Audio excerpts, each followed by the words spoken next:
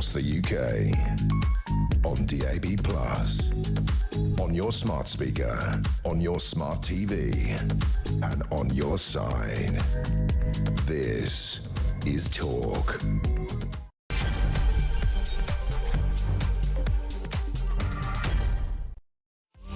Hello, this is Talk Drive. I'm Peter Cardwell. Thank you so much for your company this Thursday afternoon. It's already shaping up to be a busy show because there's breaking news out of Washington DC, and that is that Donald Trump's national security advisor Mike Waltz is set to leave his role. Reuters is reporting that, one of the big news agencies. CBS News as well reporting that. He accepted full responsibility in March for the Signal Gate scandal. Do you remember that? Not WhatsApp, but Signal and everything that was going around there, all those messages. The Yemen attacks that were in the public domain and should not have been. The Atlantic's editor Jeffrey Goldberg added to that chat, which included discussions about those US strikes. As soon as that's confirmed, if it's confirmed, we'll bring that to you, of course. We'll bring you the breaking news here on Talk as soon as we have confirmation of that, but the world's media are talking about it at the moment, and of course we'll bring it to you. What we're going to talk about here today as well, first of all, we will cover that in half an hour or so with Simon Diggins, but bring it to you instantly if it's confirmed by the White House. We're also talking about a major union, Unite the Union, which has rejected Ed Miliband's green policy. Net zero, they say, will become a millstone as Number 10 refuses to guarantee Ed Miliband will keep his job. That's a very interesting one because I've already said that Rachel Reeves and Celebrity Mastermind contestant and Foreign Secretary David Lammy will keep their jobs. We'll talk about kneecap as well because counter-terrorism police are now going to investigate those online videos.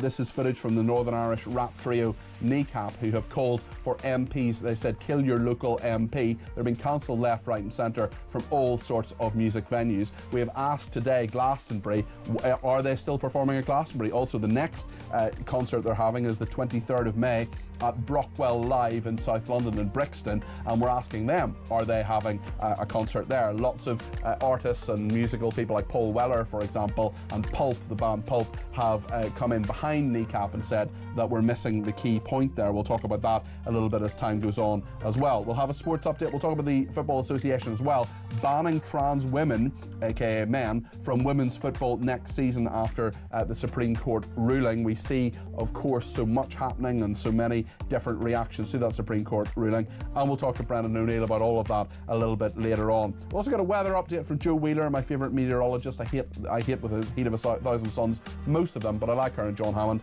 and she is giving us a weather update later on because it's a beautiful day here in London. Of course, I remember, and we never ever forget on this station, that 82% of our viewers and listeners live outside London. So what's the weather like with you, and what do you want to say about all the issues we're talking about today? Let me know your thoughts. 0344 499 1000 is the number to call. You can text me 87222 with the word talk in your text. You can tweet me at talkTV, follow me at Peter Cardwell, or please remember, the main number does three things. You can send me a voice note, less than a minute, please. You can send me a WhatsApp text message, or you can give me a ring. You can see the phone's going already. 0344 499 1000. Plenty to talk about between now and 7 here on Talk Drive.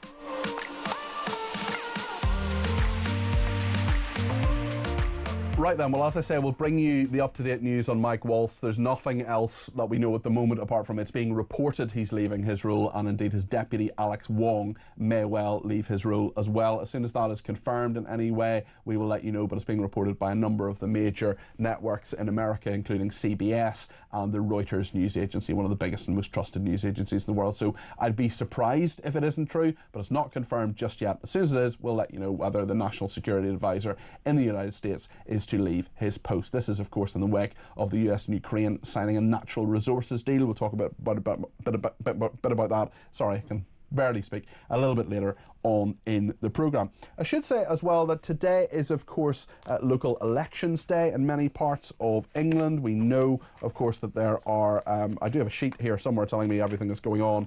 We know that voters are heading to the polls to elect councillors and mayors in parts of England in the first local election since the general election, of course, last summer. There's a by-election in Runcorn and Helsby for a new MP there. Across England, more than 1,600 seats are being contested in 23 councils, with 6 mayoral positions also up for grabs. Now, because of electoral law, we can't talk today, literally by law, just today, can't talk about things that are local election issues. So we're not going to do that. We're going to cover the usual range of topics, of course, during the programme between now and 7. But by law, we can't talk about things to do with local election issues. So please don't ring in and talk about those, because we just can't broadcast it just today until 10 o'clock when the polls close. Voters, if you're going to the polls, you need to show photo ID. I also will say that voting in this country is a really, really big privilege that we have. A lot of people say, you know, they don't trust politicians or whatever. That's fine. But today's the day. If you're in one of those areas across England, if you're in one of those mayoral areas, if you're in Runcorn and Helsby, please, please use your vote. It's something we have in this country that so many people right across the world don't have. Democracy is incredibly important. As Churchill said, it's sort of the least worst system of all of them, but nonetheless, it's a real privilege to have the vote in this country. I'm delighted to have it. I use it every single time I can, and if you're in one of those areas, please get out there and vote. After 7 o'clock, of course, you have plenty of time between now and 10 o'clock when the polls close. Tomorrow, of course, we'll have full reaction and full results as well, starting at 6 o'clock with Mike Graham. He's on between 6 and 10, and I'm back with Talk Drive tomorrow, and we will talk about that then. Right then, let's talk about Ed Miliband and Net Zero. Unite the union, big, important union, donor to Labour and so on, saying that this will be a millstone around the party's neck. What they've actually said is Unite has warned time after time that all the rhetoric about a joined-up industrial strategy and future jobs must be backed up with a serious investment that actually delivered. What is Labour waiting for? The time to act is now. It's questioned the current path to net zero by saying it must deliver an industrial strategy underpinned by fully funded workers. Transition or net zero will become a political millstone around Labour's neck. Well, Harry Wilkinson is the head of policy at Net Zero Watch. Harry, now then, it's interesting this, isn't it? Because it just seems that so many people are actually catching up with the reality of net zero. There aren't too many people who don't want clean air, who don't want there to be nice green spaces, who don't care a little bit about the environment, but the lunacy of net zero, the idea of changing our entire economic system simply to get to net zero, well, that is something that Unite the Union is waking up to, and I think a lot more people are waking up to it as time goes on. What's your perspective? Well, perhaps this will be the week that the world wakes up to the reality of net zero. We saw in Spain and in Portugal those blackouts, and they seem very likely to have been caused by that over-reliance on renewable energy that left their grid incredibly vulnerable and, you know, caused blackouts that will have caused billions of damage. And we had Tony Blair, of course, speaking out about the madness of the current approach we're taking towards and how it was impractical. You're absolutely right, Harry. And what I think Tony Blair has proven in what he said is that even a stock clock tells the right time twice a day. He said that the public would be resentful at being asked to make financial sacrifices and changes in lifestyle when they know that their impact on global emissions is minimal. I can't believe this, but I mean, he's totally correct. He is correct. And of course, the unions can see that. We saw in Stoke this week, Moorcroft Potteries, an industry that had provided jobs for people there for 100 years. And this was an industry that people are really connected to. It gives them pride in their local area that they can produce these products that people have made, many generations of families have made. The value of these industries to people's lives can't be overstated. And the union Unite has said it's laughable, the inaction that we've seen on net zero to protect jobs. And so it's not just, Tony Blair was talking about impacts that people might face in the future. People are experiencing these impacts now. People are losing their jobs thanks to net zero. And of course, our energy grid is becoming increasingly expensive and perhaps dangerously unreliable, as we've seen in Spain and Portugal. Speaking of energy grids and the fact that there is now more reliance on solar and wind power, as we know, really simply, unlike today, the sun doesn't always shine, 28 degrees today. And thanks to Dev, who is in southwest Turkey, says rain the last 2 days, 17 degrees, summer starts next week, but it's 28 degrees and summer is here, or at least a very nice version of spring is here. But the sun doesn't always shine and the wind doesn't always blow. But the Times today newspaper saying that developers will be mandated to include roof panels, adding up to £4,000 to the cost of a detached house in an attempt to cut homeowners' energy bills and carbon emissions. Is this a good idea? A number of developers don't think it is. It's not a good idea. We're facing a housing crisis, in case the government had realised. It talks about build, build, build. But how can it be committed to that if it's adding more costs onto the cost of house building by building new solar panels? And what's important in the UK in particular when it comes to solar is that actually our energy demand is not correlated with when it's sunny. The summer, when we have that maximum solar energy generation, is not when UK demand spikes, it's actually in the winter. So a lot of this is not valuable energy, and actually at the present moment, households are being over reimbursed for that, unvaluable power, and that's just creating more cost for everyone else. Yes, some people with solar panels are receiving revenue from that, but actually they're not improving the resilience of our energy system. What do you think about Ed Miliband personally? Because it's interesting what has happened in the last 24 hours. We've heard previously that Rachel Reeves, the Chancellor, and David Lammy, the Foreign Secretary and Celebrity Mastermind contestant, have been guaranteed in their posts for the whole of the Parliament. But the spokesman, the Prime Minister's official spokesman, refused to confirm that Ed Miliband would be there the whole time. The Prime Minister absolutely backs the Energy Secretary. He does a great job in winning the global race for jobs of the future. But actually, that's not a ringing endorsement saying he'll be there in 2029. What do you make of the Energy Secretary, the job he has done, and whether he should be in the post, in your view, Harry? Well, I think his position has never been more vulnerable. This wasn't the same endorsement that's been given to other members of the cabinet who have been promised these 5-year, full term length positions in office. But what I would say was, Tony Blair probably knew what he was doing when he made these comments. He's backtracked a little bit since then, but he has caused an incredible raucous within the Labour Party because there are people who understand the risk that net zero is. And what do you think it says, Harry? Sorry to interrupt you, but what do you think it says that such a mainstream character, I mean, you cannot get more mainstream than Tony Blair saying, former Prime Minister, saying, actually, this policy is a load of rubbish and it's not going to work, and people are going to be very resentful when they've got to make major changes for no real benefit. Certainly when it comes to America, when it comes to India, China, they're talking a good game, but they're not doing nearly as much as this country has been doing. I mean, this is not you and me talking here. This is not just people who have been banging on about this for a while. This is Tony flippin' Blair saying this. This is really significant. This will create shockwaves, has created shockwaves within the Labour Party, and it's perhaps the opening salvo of a battle that I expect to take over the Labour Party, because if we want growth, if we want our industries to thrive, then we can't be restricted by this net zero straitjacket, which actually makes all these industries illegal by 2050. So, the choice for the Labour Party is very clear.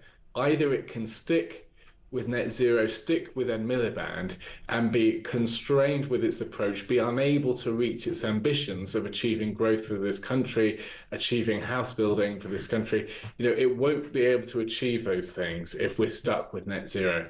Harry, thank you for that. Thank you to Mega Vegan, who's been in touch and said, I googled UK green taxes and discovered that in 2023 alone, we paid nearly 53 billion in green taxes. This crazy ideology is going to bankrupt us.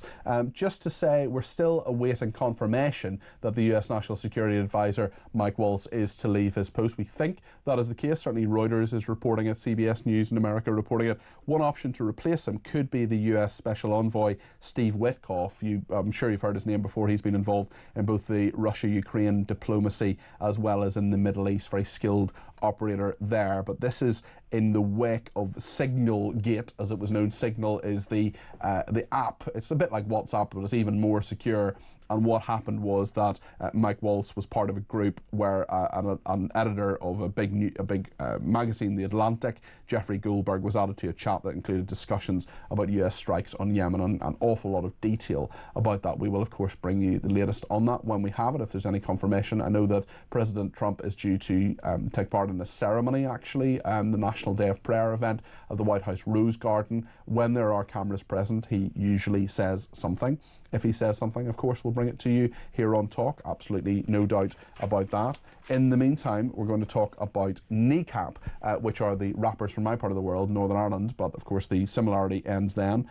There we have very, very different viewpoints, and I generally don't call for MPs to be killed. In fact, I don't think I ever have. And Kneecap have. They've also said things like up Hamas, up Hezbollah, and now they've been backed by Paul Weller, Primal Scream and Pulp and various other people.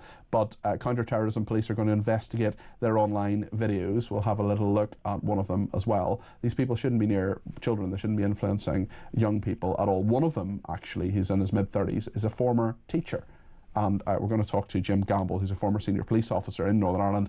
He has specialised in child protection and has worked at the Centre for the Exploitation of Young People as well. We'll talk to him in just a second. Stay with us.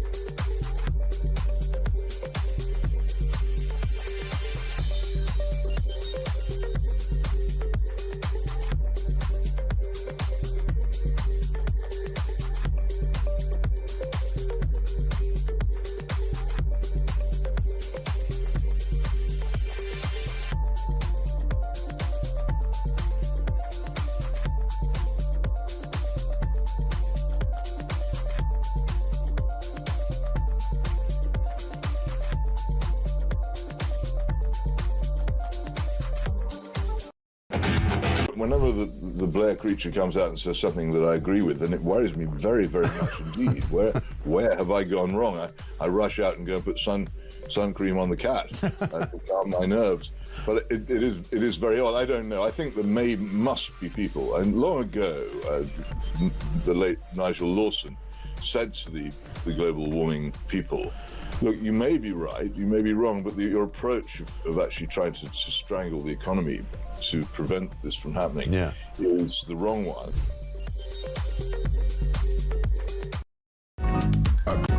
Across the UK, on DAB+, on your smart speaker, on your smart TV, and on your side. This is Talk. Hello to Elle, who has messaged me on Twitter to say that she is listening from Israel. I hope you're very well.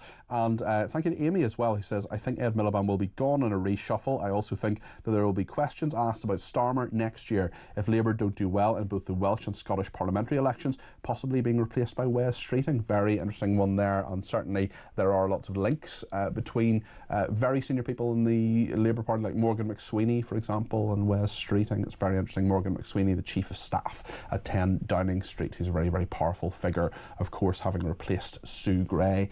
Now then, lots to talk about in regard to Kneecap. I want to talk to Jim Gamble in a second. He is the former senior police officer who specialises in child protection. In fact, he ran the police's sort of #1 agency in that regard for a while as well. We'll talk to Jim in just a second, but let's just remind ourselves about Kneecap. This is a group from Northern Ireland, both Jim and my part of the world, but there the similarity ends, who have been, they're very well-known and celebrated rappers. What we now know is that counter-terrorism police are looking into them because they have said things like up Hezbollah, up Hamas previously. They've glorified the IRA and for many years actually, and now they have said what you're about to hear in just a second. Tories. The only good Tory is a dead Tory.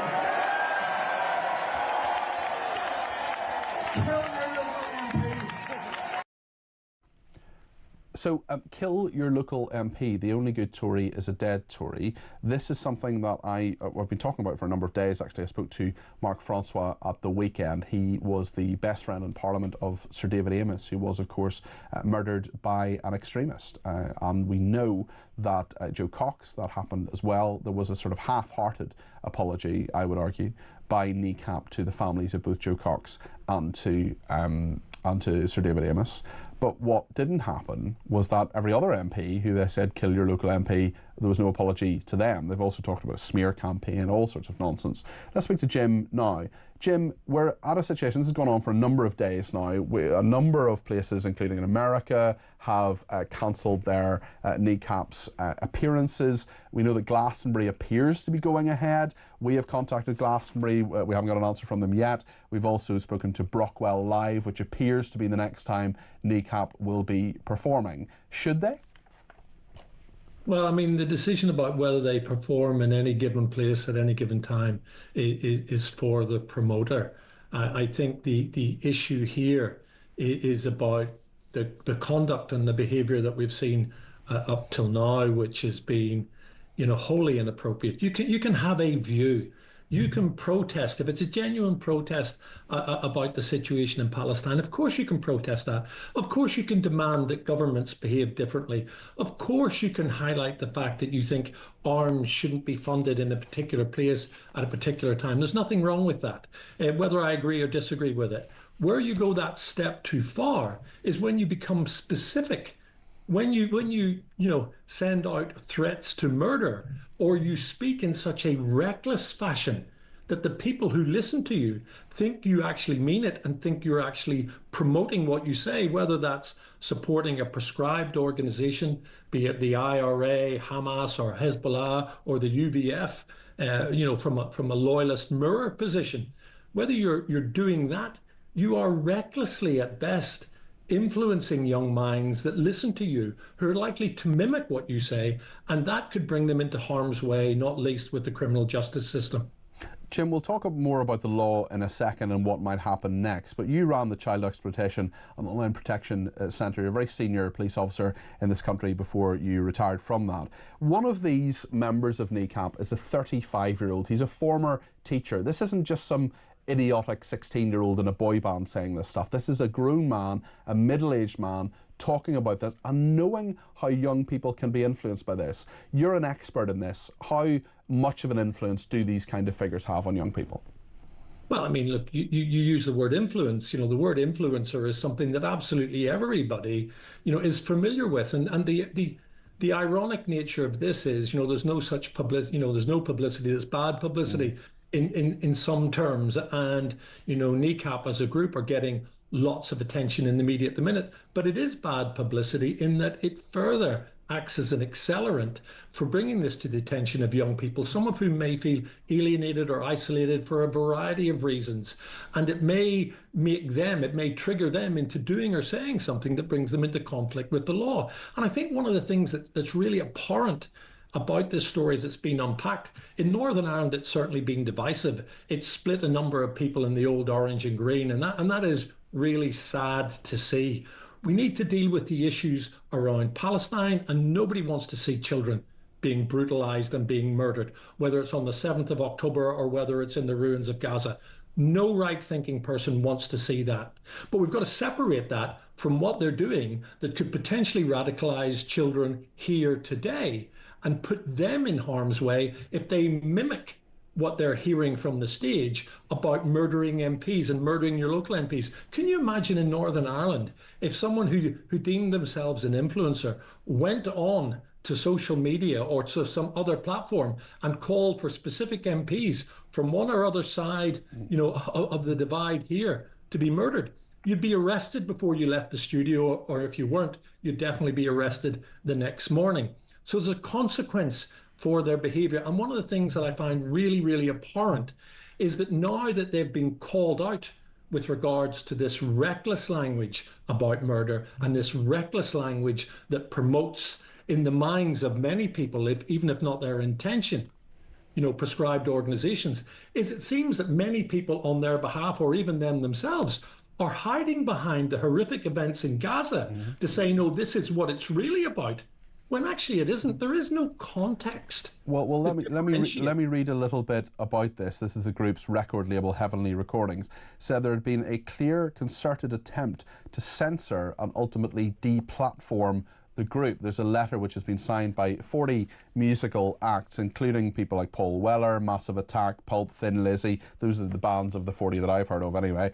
As artists, we feel the need to register our opposition to any political repression of artistic freedom. In a democracy, no political figures or political parties should have the right to dictate who does and does not play at music festivals or gigs that will be enjoyed by thousands of people. It also accuses politicians of strategically concocting moral outrage over the stage utterings of a young punk band while ignoring the quote-unquote genocide in Gaza. Kneecap are not the story. Gaza is the story. Genocide is the story, it says. And the silence, acquiescence and support of those crimes against humanity by the elected British government is the real story. I agree with you, Jim. You can have your argument. I would disagree with a lot of that in regard to Gaza, but that doesn't matter. The point is that you can say there are bigger issues. You can say you're missing the real story here. But the fact is that you have a very influential group who are not young people. They're middle-aged. They're adults. They're people who can take responsibility for their actions, who are saying quite clearly, kill your local MP. This is dangerous stuff. Well, it is, and that's why it becomes even more apparent when they conflate the issues with regard to what's going on, in Gaza with the statements that they have made that they're simply provocative. They simply step over the line. And of course, performers can protest. Performers can do lots of good things. We've seen it, with Bob Geldof and others in the past, the way they've used their influence, across the globe through music to get people to do good things. But when that comes to calling out, what are in essence are criminal acts, murder your local MP, then that's gone too far. And you know what? There has to be a consequence for that. So I'm not, as I've said to you, I don't care who platforms them where, and I'm not trying to deplatform them. What I'm saying is they need to be held account in a way that demonstrates to all young people that are watching or listening that if you shout out, to murder your local MP, do you know what? There's going to be a consequence, whether you do it from the stage or whether you do it from the street. If you support a prescribed organisation, there is going to be a consequence. And the irony, and you'll get this, the name of the group, Kneecap. I worked here in the police at the time when kneecapping was all too prevalent. And you know what? Kneecapping happened on both sides. Just explain to our viewers and listeners, Jim, who may not know what that is, what a kneecapping incident actually, you and I both know very well, but you better than me. But just explain to our viewers and listeners, maybe in other parts of the UK or around the world, what that actually is. So if you look at it from the point of view, of the IRA and their approach to kneecapping, and I'm saying it was mirrored by loyalist gangs in the same way as IRA gangs used it. It was a means of coercive control and intimidation. So if you fell out, and genuinely, it could be as simple as falling out with one of the IRA gang leaders for some spurious reason that was more personal than about anything else, your name would be called out in a club, or you'd be identified on the street, you'd be pulled behind a building, you'd be laying down on the floor, and you'd be shot in the back of both your knees to destroy your kneecaps and to cripple you, so that as you limped into your future life, you were a message to other people that you did not cross the individuals that did that. And the cowardly individuals that did that did it to between 3,000 and 4,000 young people, 3,000 and 4,000 young Catholics, many of whom were children. So that's where the name comes from. So it comes from the harm that is caused when terrorists, when prescribed organizations coercively control the communities within which they exist. And that just doubles down on the irony on all of this. I'd rather they made a genuine apology and reflection and said, look, in the moment we got carried away, we shouldn't have said what we did, we were wrong, and I want to tell everyone, of our fans, please do not mimic what we said or what we did. That would be a positive and that would be genuine. But at this moment in time, I think it's quite right that the police and the police from the Prevent agenda are looking at what's been said, and they'll be able to measure online the accelerant that the online environment will have added to this message being, spread in a much wider sense. Just on that point about the jokiness, the trivialisation of even naming a band Kneecap, of talking about these issues. I mean, you and I are part of a generation who remember, in my case, the tail end of the Troubles and what that was actually like. Now we're in a situation, not just in Northern Ireland, but across the United Kingdom, where there were many, and Ireland as well, where there are many victims and still are victims and survivors who are there. This almost trivialisation, this kind of, I mean, I have a friend, a very good journalist in Northern Ireland, who calls it the sort of kneecap generation of young people who weren't there, who were born after the 1998 agreement, who perhaps look back on those times in a very different way because they didn't experience it. And I wonder if Kneecap as a band are sort of tapping into that, representing that. What do you think of that kind of thought around that? Because there's a lot of brutality. I mean, even to name a band Kneecap by itself is something that I think is pretty distasteful. Well, I mean, they can answer for why they made the decisions that they did, you know, about the name. But at the end of the day, the Disneyfication of the Troubles, as we call them now, looking back, you know, where lives were lost for absolutely nothing, didn't move us, you know, 1 inch further forward. The Disneyfication of that has taken hold. And we still have young people on both sides of the divide. And this is why influence is key, who grow up fed by hate. And that can be hate from friends, from relations, and from others. And we've got to break out of that. And we've got to look for young people, you know, who have got some influence in the broader sphere to do the right thing and the sensible thing and to help us move forward with one another in peace. And if you want to protest, then make sure that protest, that you utilize the free speech, you know, that you're given to best effect, but that you don't trash that by stepping over the line and committing a criminal offence. Because at the end of the day, free speech only goes so far. And once you go beyond that, you can no longer hide behind it. Jim, thank you. Jim Gamble there is a former senior police officer who has specialised in child protection. Cliff in Berkshire said, I'd never heard of the rap group Kneecap. Now many of us have. I suspect it's a publicity campaign. I wonder if these boys really have a grasp of Irish and British history. In the past, one of the best things from an artist's point of view was to get your latest 45 banned by the BBC. I remember my dad talking about Eve of Destruction being banned as well. It would almost guarantee a successful hit. It would be interesting at one level to get these boys on to make their case and for us to explore their beliefs and how they were formed. Great show, says Cliff. Thank you. Ian in Leeds says, so great show as expected. Regarding Kneecap's outrageous kill your local MP comment, well, saying something controversial is probably designed to get their name out in the public domain. Old tactic, I know, and it's no surprise that Primal, Scream and Paul Weller are standing up for them because they are both supporters of the Palestinian cause. There you go, that's my 2 pence worth on the subject. Ian, thank you. Just to read out the statement briefly, a Met police spokesman said, we were made aware of a video on the 22nd of April, believed to be from an event in November 2024, and has been referred to the Counter-Terror Internet Referral Unit for assessment and to determine whether any further police investigation may be required. We have also been made aware of another video believed to be from an event in November 2023. And just finally, on this one, well, actually a couple. Keith in Forest says, if the police and courts can arrest and jail a woman for a vile text, I think it was a Facebook post, you're perhaps referring to Lucy Connolly there, surely saying kill your MP deserves the same treatment. I completely agree with you, Keith.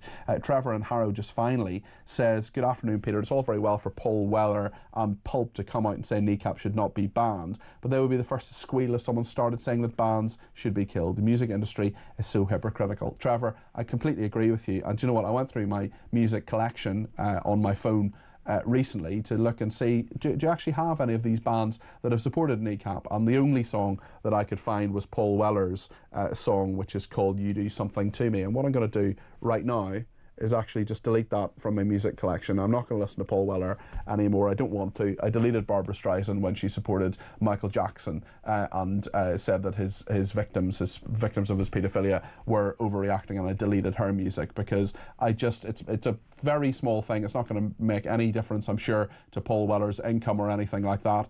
But actually, I think it's important that we practice what we preach.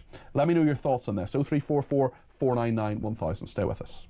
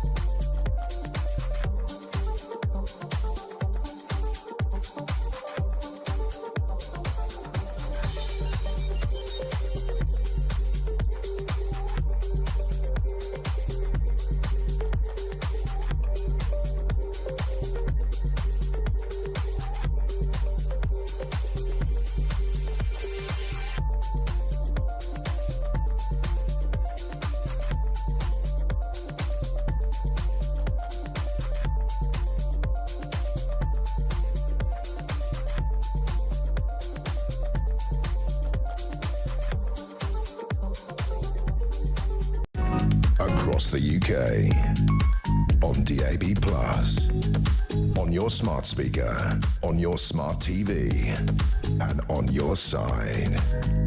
This is Talk. Well, in America, as we speak, the National Day of Prayer is happening, and there is a big reception, and many leaders of many religious organisations are on the White House lawn in the Rose Garden. We'll be hearing something from Donald Trump fairly soon. We're not that focused, to be brutally honest, on the National Day of Prayer. We're a bit more focused on the fact that Mike Waltz, who is the US National Security Advisor, may well be about to leave his post along with his deputy, Alex Wong.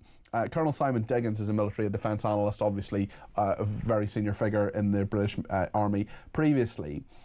Simon, what impact would it have if, as we are being led to believe, CBS, Reuters News Agency and so on, saying that Mike Waltz is going? Peter, good afternoon to you. Firstly, can I just say very much how much I enjoyed that last piece you did. Thank you. On the kneecap band. As somebody who served in Northern Ireland, I thought you were absolutely on the ball with it. I just did huge congratulations to you. Thank you, really, Simon. really difficult subject. Well, Jim's very good as well. He brings a lot of expertise to the table. It was very insightful. Just turning to this incident, it's very interesting because this happened before. You recall back to the early days of Trump 1.0. Within months, we had a sort of clearing out of people who had been part of John Bolton, was the man at the time, who was being his national security advisor, and he left. And I think this will happen more and more often. The people who fall out with President Trump, and it's all about personal loyalty to President Trump, will be removed, and other people will come into play. And I think this could be the start of something very similar. Yes, it'll be very interesting, and people perhaps speculating that someone like Steve Witkoff may be elevated to National Security Advisor. He, of course, is someone who has been heavily involved in the Russia-Ukraine talks and similarly with the Middle East previously. I just wonder, I mean, it's 100 days in. In fact, we had the slogan yesterday was 100 days of greatness. We had all smiles and perhaps even a bit of sycophancy around the cabinet table in America, but clearly below the surface there are many tensions there. Why do you think these tensions are there? The Signal controversy clearly in regard to the journalists, but then we had Donald Trump doubling down and supporting Mike Waltz as a result. I think the issue we've got is that the way in which President Trump does his business is that any information that comes in which doesn't fit his particular worldview is ignored. And it's taken personally. It's like he's been insulted because somebody's come out with some information which seems to suggest there's another way of thinking. He's not very good at opposition. He's not very good at the business of listening to people who may have different points of view from him. In some cases, they were maybe sort of ideological sort of friends from the sort of same side of the political divide, but nonetheless they are given responsibilities. And as part of that responsibility, they're talking to officials, they're talking to foreign governments, they're seeing how the world actually is, and that gives it a difference of viewpoint to the one that the president currently holds. And he doesn't like it, and he gets rid of people. And I think that's the kind of thing that we're going to have to go with. And it's one of the major problems we have with President Trump. In many respects, I think there were people when he came in thought that he would be bold, he'd be dramatic. We all understood that was going to be the case. But it's a lack of consistency. I think people are finding it very difficult. So you in tariffs 1 minute, the markets react to that. You're not in tariffs the next minute. We've had something similar going on with Ukraine at the moment. They've just signed the minerals deal, which is good news, and it seems now to open up the commitment of the US to Ukraine. But is that going to be consistent? Are they going to persist with that? Or 5 months down the line, 6 months down the line, will the Ukrainians or Ukrainian government say something which President doesn't like, and then he cancels it again? And I think that's what people are struggling with. It's not that there's going to be a change of direction. It's what the American people voted for. But actually, it's consistency once he's got himself in power, and consistency about what he's trying to do. Well, let's talk a bit more about that mineral deal in a second. I should say that if you're watching on the screen, you can see that there is some sort of singer, I'm not sure who it is, singing anyway at the Day of Prayer, the National Day of Prayer, which is being celebrated at the White House in the Rose Garden. We will hear from Trump at some stage. We're going to take what he says live at some stage, and apologies to Simon, I may have to interrupt you to do that. If he just starts talking about the National Day of Prayer, Obviously, that's important in America, but it's not really what we're talking about. We're interested in what he has to say about Mike Waltz and whether Mike Waltz has gone. But let's stick with that story. We'll keep that in a little box on the screen for a while anyway.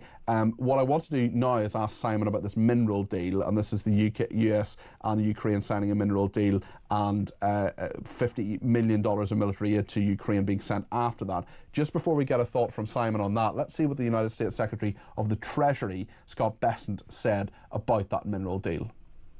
Thanks to President Trump's tireless efforts to secure a lasting peace, I am glad to announce the signing of today's historic economic partnership agreement between the United States and Ukraine. Today's agreement signals clearly to Russian leadership that the Trump administration is committed to a peace process centered on a free, sovereign, and prosperous Ukraine over the long term.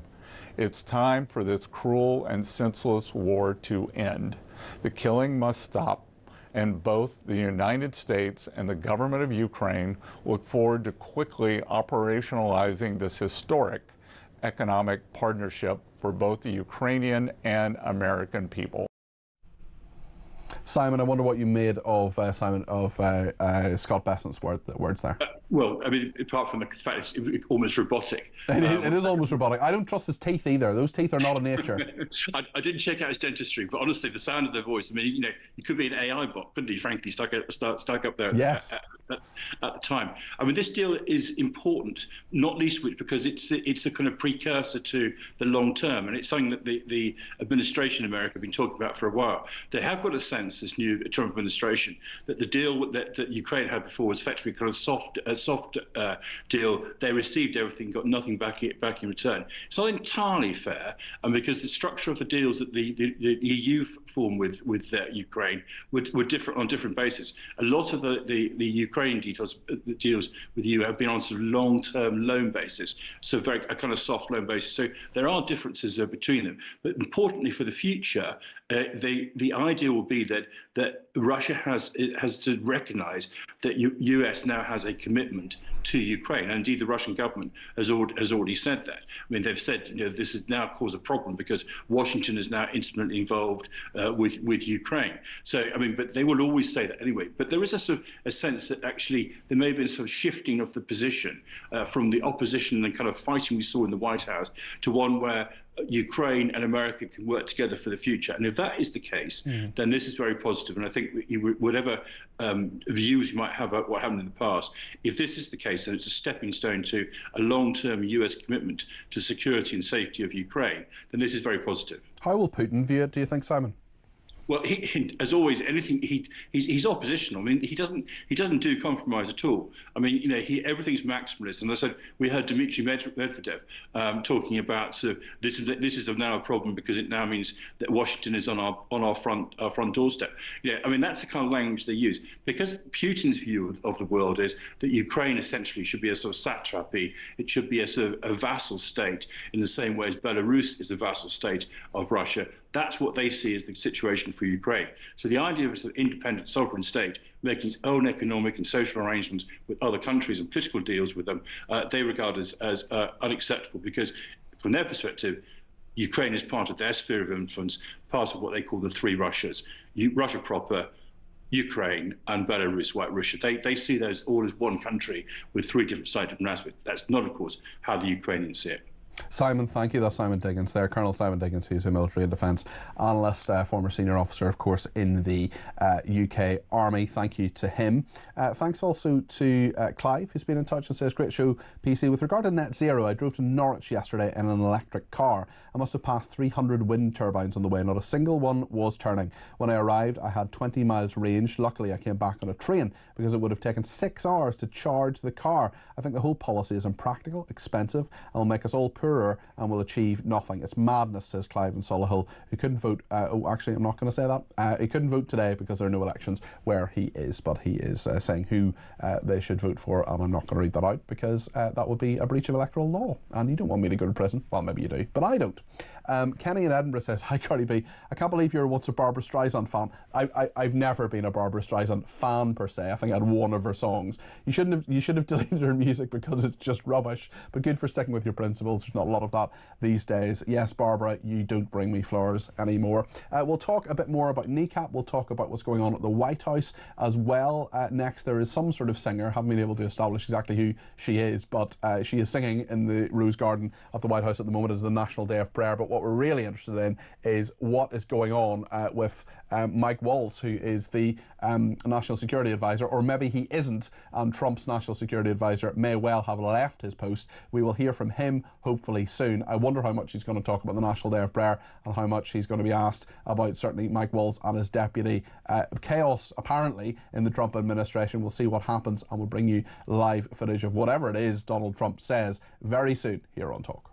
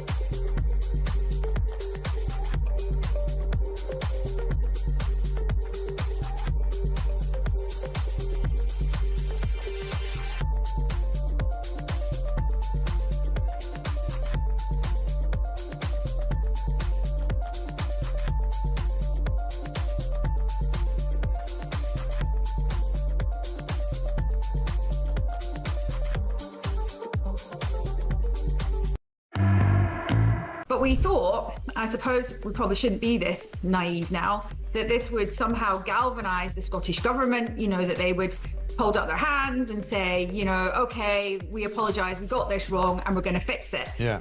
Of course, that's not what's happened. So the government have set out, really, they're using the EHRC as like a deflector shield at the moment. Yeah. They can't do anything until they're the regulator of the law in this area, that they can't do anything until they get advanced guidance from them.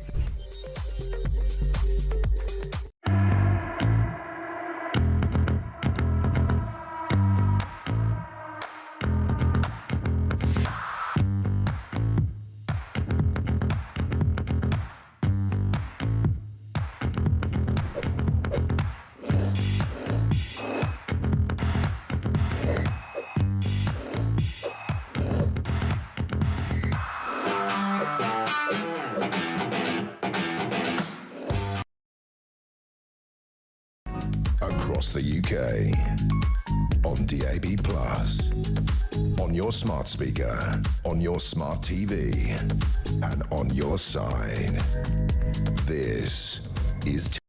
I was quite struck by a tweet from Dominic Cummings, actually, the former chief advisor to Boris Johnson, very controversial character. We remember him, of course, as the chief advisor in Downing Street who tested his eyesight by going to Barnard Castle. But he does occasionally say some really quite interesting things, and he was querying whether the press had asked whether Keir Starmer had watched a documentary last night about grooming gangs, and that's a very interesting issue, a big national issue, of course, that Kemi Badenoch was talking about yesterday at PMQs. And Di has been in touch and says, having watched Channel 4's grooming documentary, any one of our MPs in Westminster who refuses to support or votes to block a national public inquiry into grooming gangs across the whole country either has something to hide, has involvement relevant or is hiding someone else. Either way, they should be thrown out of the party they represent and interviewed by a mixture of independent police forces simultaneously. No stone should be left unturned. This abhorrent practice is still happening, despite some police chiefs saying it doesn't. All involved need to be brought to justice now. Having an inquest last year's, that is crazy.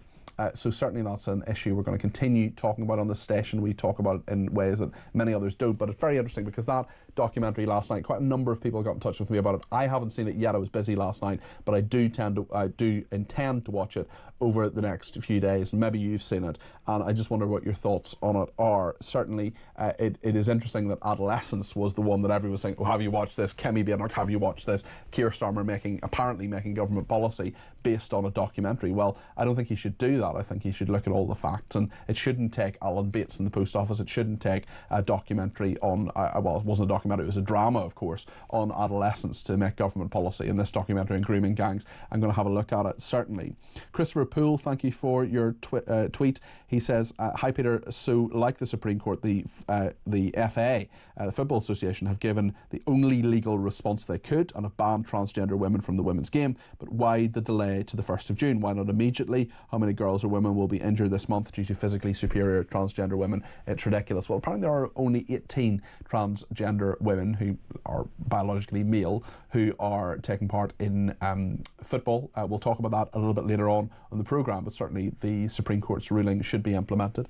Quite a number of messages on kneecap, including from Nigel. He says, the Jam are my all-time favourite band. However, Paul Weller is angry because he has been rubbish since then, and that's why he hates the Jam and makes his decisions about other things questionable, says Nigel. Marcus says, good for you for deleting Paul Weller's music. I followed your lead. It's disgusting to support that group. Calling for violence, another example of in-your-face double standards. Great show, Peter, says Marcus. And Richard says, I served in Derry back in the 1980s in Northern Ireland, and I am disappointed that this mindset has not evaporated within the communities of Northern Ireland. Richard, it has mostly, it really has mostly, but the members of kneecap would have been very young kids when the Troubles ended, and to hear them glorifying terrorism and the IRA is really troubling. Maybe it's because they don't remember the atrocities of the disparate paramilitary groups that it's easy for them to celebrate them. Maybe if they'd witnessed the carnage, they would think differently, says Rich in Northants. Well, I hope you didn't witness too much when you were there, and thank you for your service to this country. Certainly the Army and the police forces, all who served in uniform, there were of course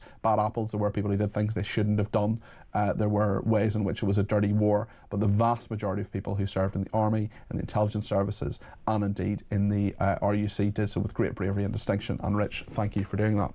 Grace has given me a call from London on kneecap, 0344 499 1000. Just before we go to Grace, just to let you know, we do have on the screen, and we will go to Donald Trump as soon as we hear from him. Grace, just to apologise in advance, I may need to cut you off, but let me know your thoughts on kneecap. What would you like to say?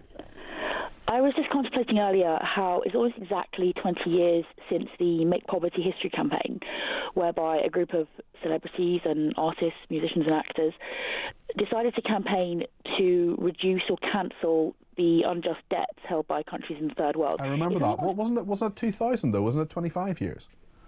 No, it was 2005. Oh, okay, all right. I've misremembered that. Sorry, go ahead. I mean, if anyone recently saw a different Channel 4 documentary with Michael Sheen about debt, he pointed out how debt can be bought up by unscrupulous actors looking to make a profit and really just squeeze more and more money out of people in this documentary in Wales. But there's a similar thing happening actually to developing countries, and they are being unjustly charged ridiculous interest. Okay. And so the Make Poverty History campaign was largely about that. And I just thought, wasn't it nice when some celebrities and artists and people who've got a platform were using that platform to call for something that would actually help humanity? Because I am concerned about people in Gaza who are suffering. Absolutely, it's horrific. As am I. What kneecap is doing is not helping. In fact, by calling for support for Hamas and Hezbollah, they're making things worse. Yes. Lots of people in Gaza don't want Hamas in power. Correct. They're getting attention for themselves off the back of the suffering of the poor people in Gaza. They're not actually doing something that's constructive and useful. They're making people who don't care about Gazans less willing to listen. You know, they're just making a wedge. And ultimately, it's all completely unhelpful and not constructive. I mean, I've never voted Tory myself, but to say that you should hope that your Tory MP is dead, they said the only good Tory is a dead Tory. They also said kill your local MP. So that wasn't specific to Conservatives, certainly, but we've seen both a Labour and Conservative MP in the last few years being killed. You know, go back a few generations, and we've seen various other people, certainly in Northern Ireland, a number of politicians killed and so on. It's horrendous. It's so straightforwardly wrong. I'm trying to say, well, actually, the real issue is Gaza. It's like, well, yes, there are lots of other bigger stories, and we've covered Gaza in great depth on this programme and many others. But the fact is, you said this stuff. You either stand by it or you face the consequences for it as a result. I mean, this is why conflicts like that in Gaza exist, because people just decide to fight against people on the other side, and it all escalates, and it gets worse and worse. I mean, I know it sounds really daft, but I believe in Jesus, who told us to try to love our enemies. And that doesn't mean you have to agree with your enemies, but you don't make the world a better place by just wishing violence and death upon those who you disagree with. Grace, it's just not constructive. We've got to go to the news. Will you do me a favour? Never ever apologise or say you're daft for saying you follow the teachings of Jesus Christ. Honestly, I'm an atheist, or more an agnostic, but honestly had a lot of very, very good things to say. So never apologise for that. You made some really, really good points, and I really appreciate you doing so. That's Grace in London, so thank you for that. We are showing live from the White House, saying what on earth President Trump is going to say, because Mike Waltz is the National Security Advisor. Could he be out? Certainly lots of people reporting that, CBS and Reuters. We will talk about that. We'll bring you what Donald Trump is going to say about that. We'll also talk about unions rejecting what Ed Miliband has been saying about net zero, and take your thoughts on this too. Stay with us.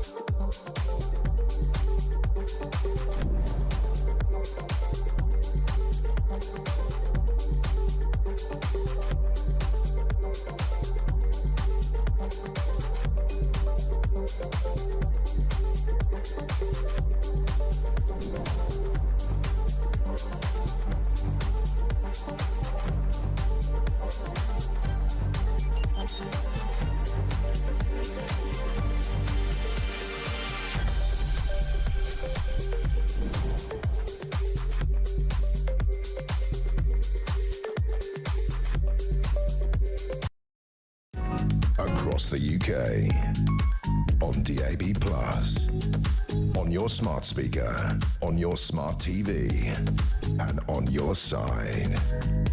This is Talk.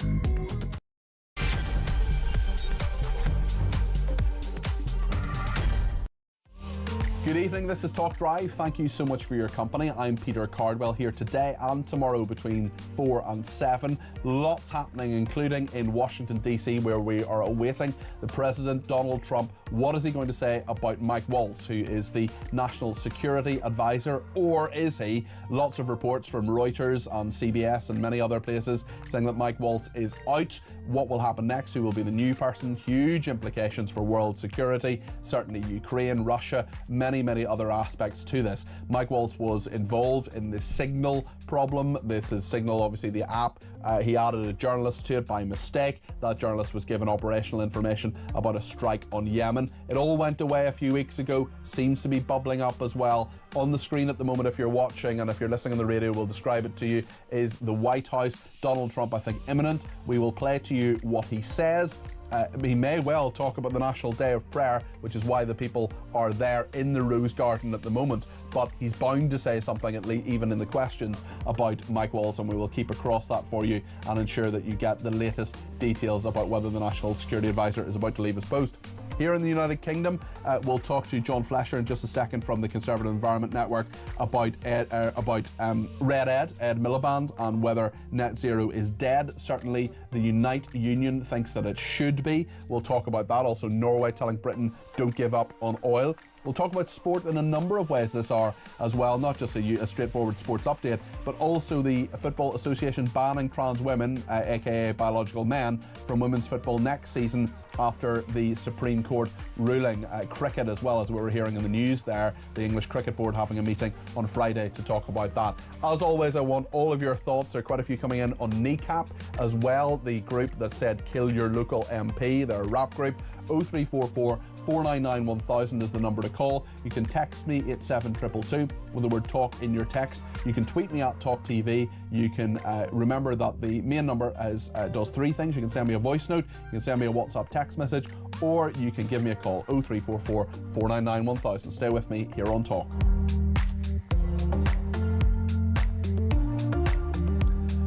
I want to talk to John Flesher now, who's the Deputy Director of the Conservative Environment Network. Oh, actually, Donald Trump is coming out. They're all standing up, so I think he's probably imminent. We'll just hold John just for a second. Yeah, there is Donald Trump. He's coming out to the White House Rose Garden, and he will be making remarks there. Now, these remarks may start about the National Day of Prayer. What he says on Mike Waltz, we will bring you, of course, but President Trump at the podium there, at the Rose Garden, in the White House Rose Garden. There are lots of people there for the National Day of Prayer. I imagine he'll make some remarks about that, but also Mike Waltz is the question every journalist wants to ask him. Is the National Security Advisor going? Could not have asked for a more beautiful day than this. And maybe that means something that brings us a little luck. But it's a great honor, and I'm delighted to welcome you to this very special place, the White House, to celebrate the annual National Day of Prayer. And we're doing it up big. This is the first time they've done it this way, and you deserve it. We all deserve the White House. The White House is special. We're bringing back religion in our country, and we're bringing it back quickly and strongly.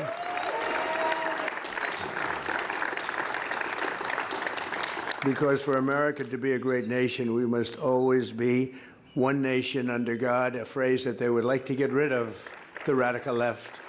But Ben, I don't think we're going to let them get rid of that, right? We're not letting them get rid of that.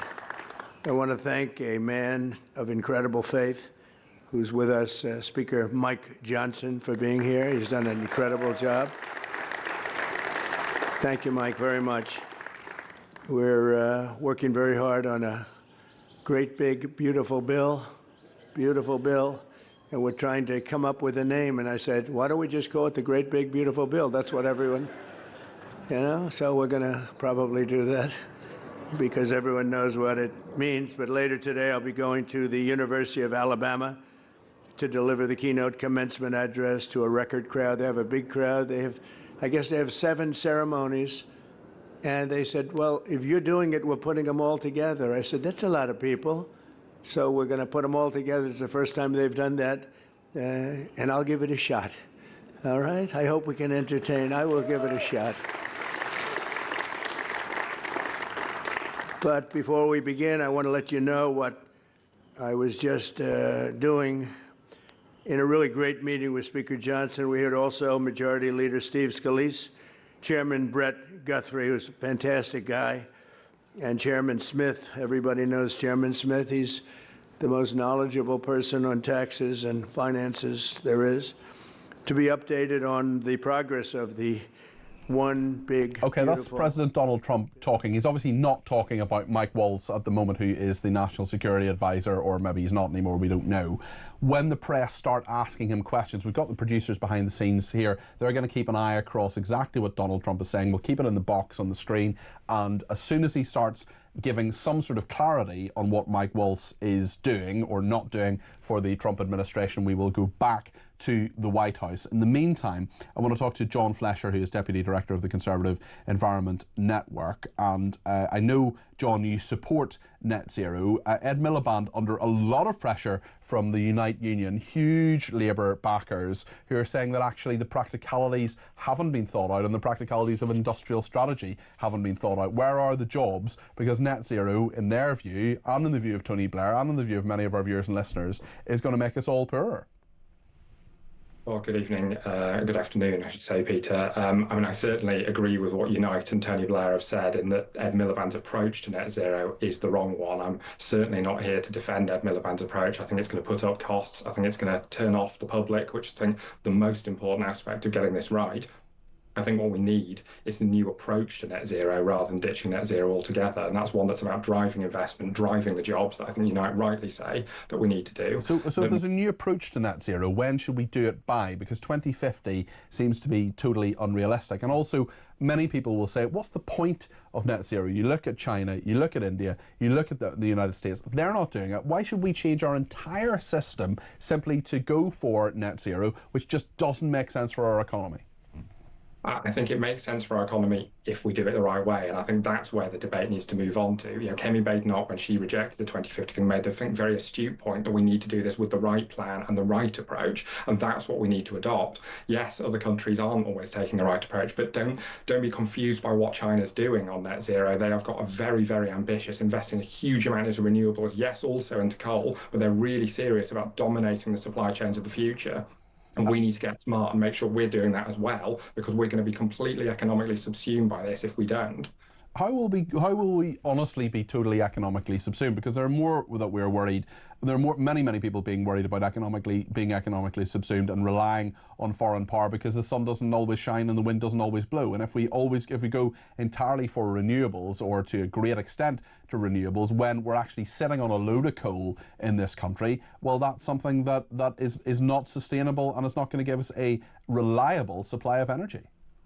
Well, we wouldn't rely entirely on renewables. I'm certainly a big advocate for nuclear power, which I think is a really, really important part of the equation, a really, really important part with where we need to go with our policy on this area. In terms of fossil fuels, it makes, we are clearly, even under a net zero scenario, going to be using fossil fuels for, decades to come. It makes sense to use domestic fossil fuels, particularly oil and gas reserves. We have to be honest that those reserves are in decline. They're not in decline because of net zero. They've been in decline for 20, 21 years since we were last a net exporter of these fossil fuels. So we need to be growing more homegrown energy, irrespective of the climate change impacts of this. We need to be doing it for our own energy security. We need to be developing more. Yes, that's wind. Yes, that's nuclear. It should also, wind and solar, it should also absolutely be nuclear as well.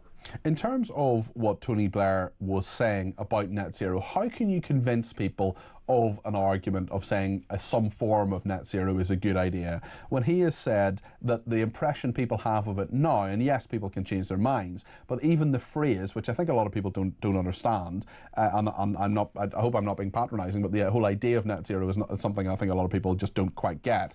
Tony Blair said the public will be resentful at being asked to make financial sacrifices and changes in lifestyle when they know that the impact on global emissions is minimal. Again, I return to the question, how can you convince people about something where the argument in many people's minds has already been lost? Because I think we've got to think about what the real impacts of not doing it are. That's the scenario we have to compare this with. What are the impacts of not doing it?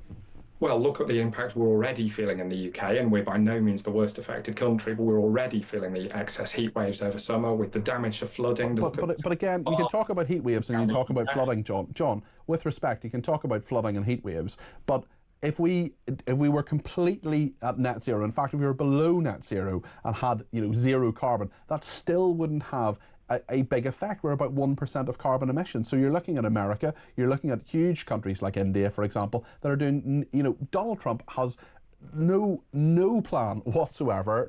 He has completely rejected the idea of net zero, and no matter, we could jump through massive hoops and it would make absolutely no difference to heat waves, floods that are being had. Well, if we were the only ones acting, then yes, I think that's right. But we're not the only ones. But there are major countries that are not acting. There are major countries that are saying this is nonsense. We are going to concentrate on the economy and not the environment.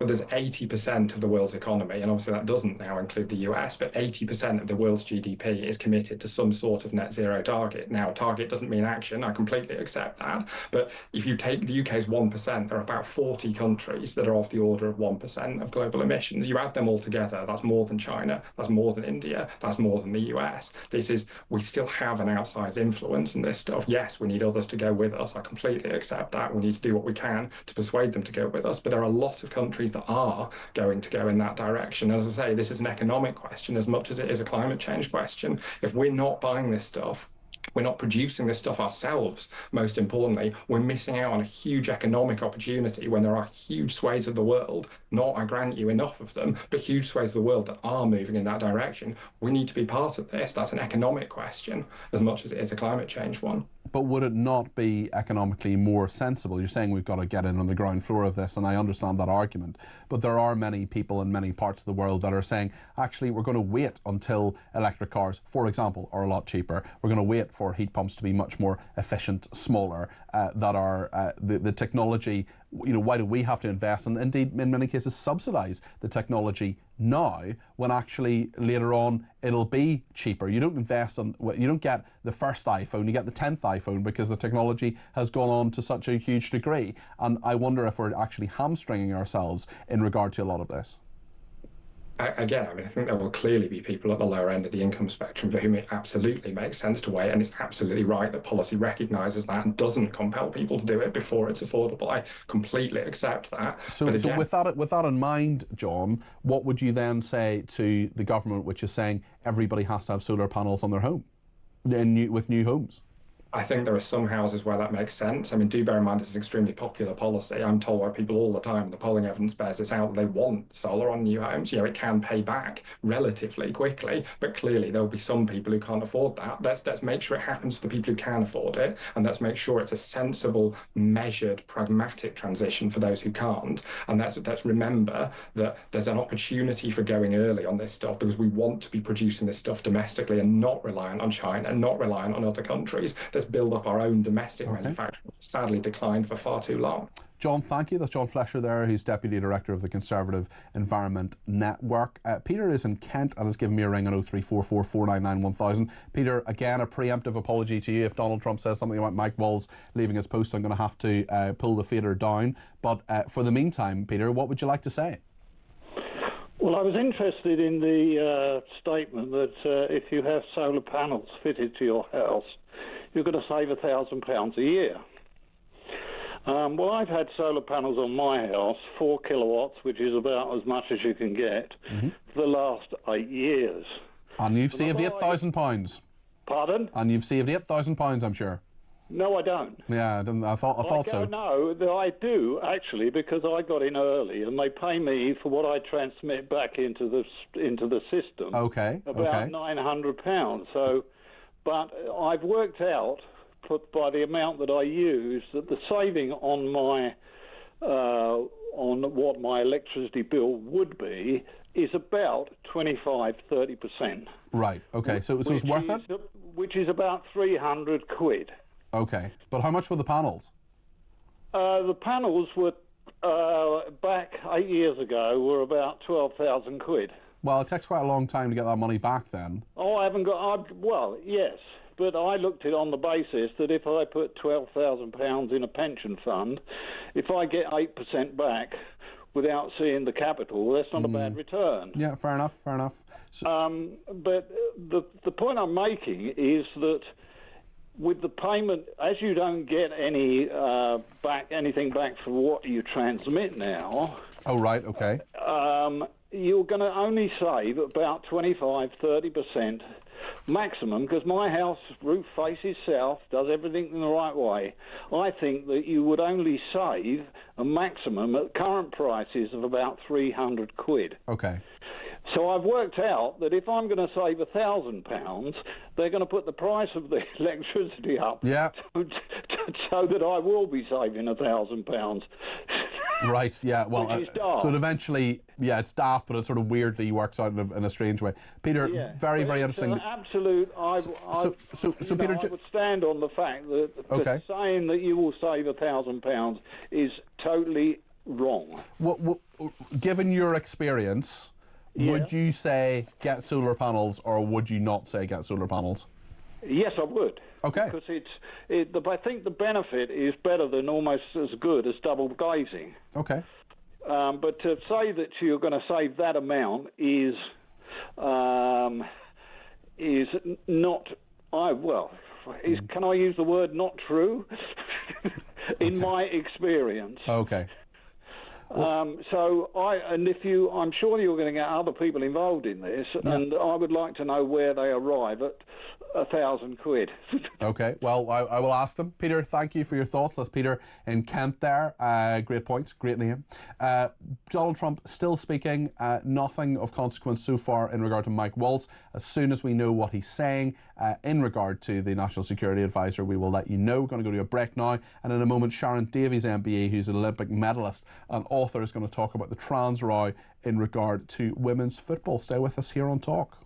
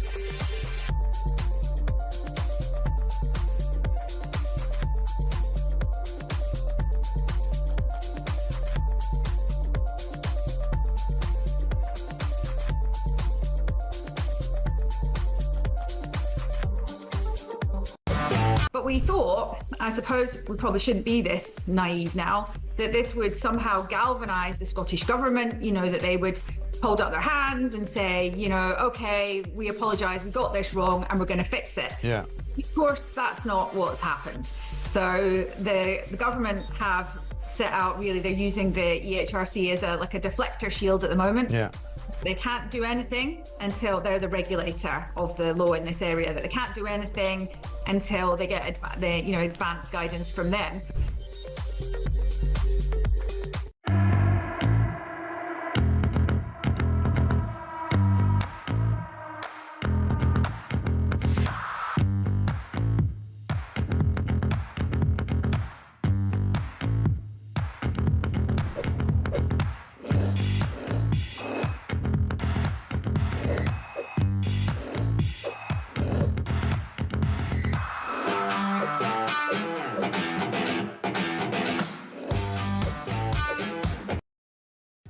Across the UK, on DAB+, on your smart speaker, on your smart TV, and on your side.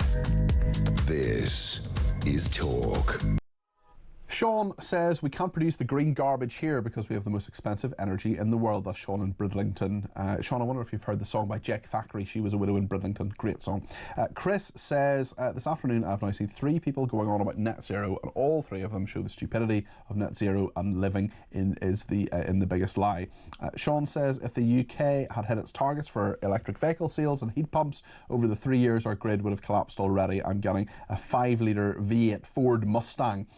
Neil says, well done on cancelling Paul Weller, Cardi P. He's already been a champagne socialist like Billy Bragg, so well done. I'll do the same. Yeah, this is Paul Weller. I've taken off my phone. He was not that I was ringing him. His music was on my phone, and I deleted the one song that I had of his because he's supporting these Irish rappers, Kneecap, and he's signed this letter, which I think is a load of old nonsense. Kneecap very straightforwardly called for MPs to be killed. They have to face the consequences of that. Ali says he's a veteran of Operation Banner, which was the Army's operation in Northern Ireland for over 30 years. If you go to jail for hurty words on Facebook, then Kneecap should face jail, says Ali. And Peter says, hi Peter, I have a lot of respect for Simon Diggins, but there's a touch of the Trump derangement syndrome going on. It seems as if Mike Waltz messed up and had to go. That's Peter in Croydon there. Well, Donald Trump is still speaking. He is at the White House. He's not talking about things that are relevant to what we're discussing at the moment. He is talking about the National Prayer Day event, which I'm sure is very, very important to the people who are there. But specifically, what we want to know, and many others, but what we want to know is, has Mike Waltz gone as National Security Advisor? He's still talking when he takes questions from the press. We will certainly go back to that, because the first one is going to be, is Mike Waltz still the National Security Advisor? So a bit of a crisis, perhaps, for the Trump administration. We'll talk more about that in a second. What I want to talk about now is the Football Association and indeed the English Cricket Board. They're considering this on Friday. The Football Association has decided that it's going to ban trans women, biological males, from women's football next season after the Supreme Court ruling. It'll kick in on the 1st of June. Very significant date for a number of reasons. And Sharon Davies MBE is with me. She's an Olympic medalist and an author. Sharon, can I just apologise to you in advance if I have to go to Donald Trump, just if he talks about this big issue, this big breaking news issue. But the FA getting up to speed with what's happening in a month's time. I understand there are only something like 18 trans women, aka biological males, who are actually in grassroots football. How significant is this, do you think, Sharon? Yeah, I think there's actually about 28. Actually. Okay, 28, yeah. A bit more than 18, but it's kind of irrelevant, really, whether there's one or whether there's 1,000. Sure. You know, what we're talking about is the effect on all women and girls. So whenever this gets brought up, and I must admit, I've been getting crosser and crosser as the day goes on, particularly with the BBC, surprise, surprise, who keep saying, do I feel sorry for these men that are in the women's game of football? And I would say, well, no, I feel sorry for the women that have had several injuries and lost places on their teams and don't get equal opportunities in the sports world. So, you know, this is what it's all about. Women's sport was kicked under the woke bus. It was basically, they were told they were just no longer worthy of fair and safe sport. And in something like football, which is a contact sport, that actually, you know, increased the risk of injury as well. So, no, I mean, I'm just really pleased that common sense is prevailing at last. And thank you very much to Talk in particular, because you've been amazing at being able to platform us, and your viewers have been incredible. And it's been very difficult to even get the peer-reviewed science out there and the argument that, you know, that women are worthy of their own spaces. Do you think that the Football Association, I mean, there are lots of different organisations that are taking this on board, who are taking the advice and, of course, the law when it comes to the Supreme Court. There are suggestions that this could go on, this could go to the European Court of Human Rights in some way. I mean, the trans lobby are never going to be satisfied, are they, unless this is overturned in some way? Yeah, possibly. I mean, I think, you know, I do believe that we're now being allowed to talk about this an awful lot more. Yeah, and agreed. Being able to voice their opinions an awful lot more, and everyone's getting braver. You know, and the general consensus is that people do want fair sport. People do want women to have those safe spaces. They want everyone to be accommodated. You know, they want trans-identifying males to be able to safely go to the bathroom. My point with all of this is that, you know, women have been accommodating stereotype conforming women for years in their bathroom. Why can't men do exactly the same? And if they're not safe enough, then that's the problem that you men have got. You've got to sort that out. And it's the same really in football. You know, we've been accommodating non-stereotype women for a long time. We had a Filipino boxer, for example, in Paris, who identifies as a man, but she still competed in the women's competition. And none of the women had a problem, providing they see it as a level playing field and that person wasn't taking illegal testosterone. Yeah. So, you know, if women can do it, then men can do it too. It's just the FA in particular were horrendous. I mean, they only brought out a new policy, a couple of weeks ago, where they were talking about, you know, reducing testosterone levels to 5 nanomoles. Well, that's 5 times what I have. And there is no independent testing system in place anyway. And once you've gone through male puberty, all those advantages are there and you can't remove them. So, you know, it was never a decent policy. It was always a fudge. And to be fair, I genuinely think even now, the only reason they've done what they've done is because the Supreme Court has clarified the Equality Act, not changed anything, clarified it, as we all know, and it meant that their insurance was going to be null and void if a male injured a female in a female game of football. So they've been backed into a corner, you think, on this, and they've had to act because there are so many organisations, including in the sporting world, as you know, that go, oh, it's all a bit difficult. I mean, it's not really, is it? It's really, really straightforward. I just wonder if you are, maybe you could sort of paint a picture for us a little bit. If you're in the sports world, if you are an athlete, or if you are if you're playing football or whatever, and there are biological males there, how different and how challenging is that? What goes through people's minds when they're playing against those people? Because they are physically stronger. They are more. They are stronger, and they are built differently biologically. Yeah, I think it's a really good example, isn't it? I think I know the American women's world champions played the under-16 boys in the States and lost 5-0. You know, so there is a very, very big difference. Dynamic power, particularly in things like goal. You know, men on the whole are taller, they have bigger hands, they're more explosive, they kick 50% harder. Their cadence is different because they have a different cue angle, which is your hips to your knees. So women, for example, in football get 6 times as many knee injuries as men do, because of the fact we have a sort of childbearing hips, you know, which really? Oh, I never knew that. That's fascinating. Yeah. Okay, because obviously you're built differently, so yeah. Yeah, it's all biology, right? And none of that changes just because you decide you want to, you know, call yourself a woman. And that's the point with sport. You know, sport, you can't ignore the biology. And that's what was done. And this is 10 years ago, Peter, we've been fighting. I mean, the IOC changed the rules in 2015. And I've been talking about this ever since, how, you know, women weren't even consulted. And the FA still hadn't consulted their female footballers about this. They had literally just decided they were going to throw women's sport under the woke ideology bus. And it was wrong. It was always wrong. What they should have done was had discussions with their female athletes and said, right, we're going to protect both men and women's football, and we're going to find better solutions.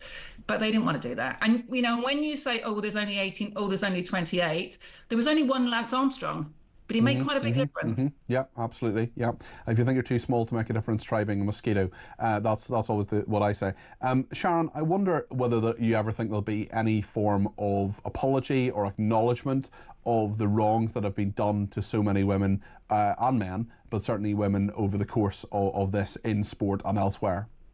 Yeah, and I think they owe apologies to the trans community as well. You know, they've led them to believe that they had a right to be there and they didn't have a right to be there. So definitely to women, which they've not done today. The first thing they did was to apologise to the trans community and not apologise to women who have obviously, you know, been the ones that have suffered for quite a while. I think what we need to make sure we do now going forward is make sure that legislation is really strong and that women's sport is not going to be affected like this going forward, that they're prioritised and given as much, you know, credibility and integrity with their sport as male sport is given. We've got to make sure all the sports follow suit. We've got to also make sure things like parkrun, our category comes back to being just female. I think there's numerous records that are held by males in the female classification of parkrun. Marathon, it needs to be everybody. We don't just protect the elite and everybody else just gets, you know, thrown under the bus. And even things like Hampstead Swimming Pond, you know, which has a men and a women's pond and a mixed pond. So therefore nobody was left out.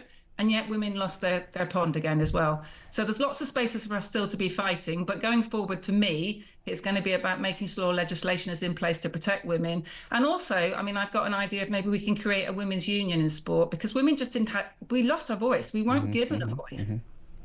Sharon, really interesting to talk to you, and thank you for that, and thanks for all your advocacy over the years. I hope people appreciate it. I certainly do. That's Sharon Davies, MBE there, who's an Olympic medalist and author as well. We're keeping across what Donald Trump is saying. He hasn't said anything about Mike Waltz just yet. We have got an American guest coming up in a minute from Republicans overseas. There is some breaking news as well here on Talk, and that is Harrods, the luxury London department store. It has become the latest in a string of prominent retailers to be targeted by cyber hackers. It's been engaged in attempts to fend off a cyber attack after similar incidents in recent days. We know that Marks and Spencer's, the Co-op Group as well, have been affected by this. Now Harrods have been attacked. We will bring you the latest on that, and if there are any developments between now and 7, of course, we'll bring that to you. We'll also go to the White House shortly. I would be astonished if Donald Trump does not take at least some questions from reporters. He did the whole cabinet meeting yesterday with the cameras on him. The whole thing was broadcast. So we will see what he has to say about Mike Waltz, the National Security Advisor, and we'll bring you the latest on that in just a minute here on Talk.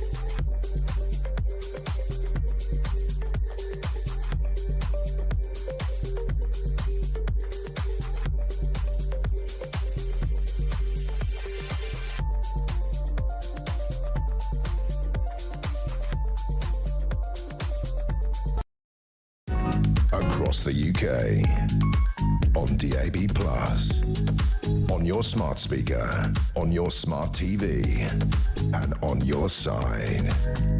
This is Talk. Well, lots to discuss today, and of course that breaking news that we talked about previously. Harrods, the luxury London department store, has become the latest in a string of prominent retailers to be attacked by cyber hackers, and we know that Marks and Spencer and the Co-op Group have been attacked as well this week. Marks and Spencer, a number of days since they have been attacked as well. Errol Moorcoach is with us. He is spokesman for Republicans Overseas UK.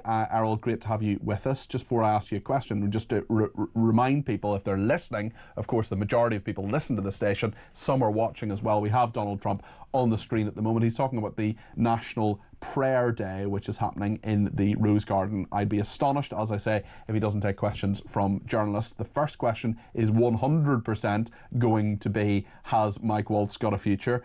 We are hearing speculation and reports, certainly from trusted news outlets. Some trust them, some don't, like CBS and Reuters, for example, the big news agency, saying that Mike Waltz is gone. What's your reaction if that in fact is the case, Errol? Obviously we have to wait and see what happens, but it looks as if that's the case.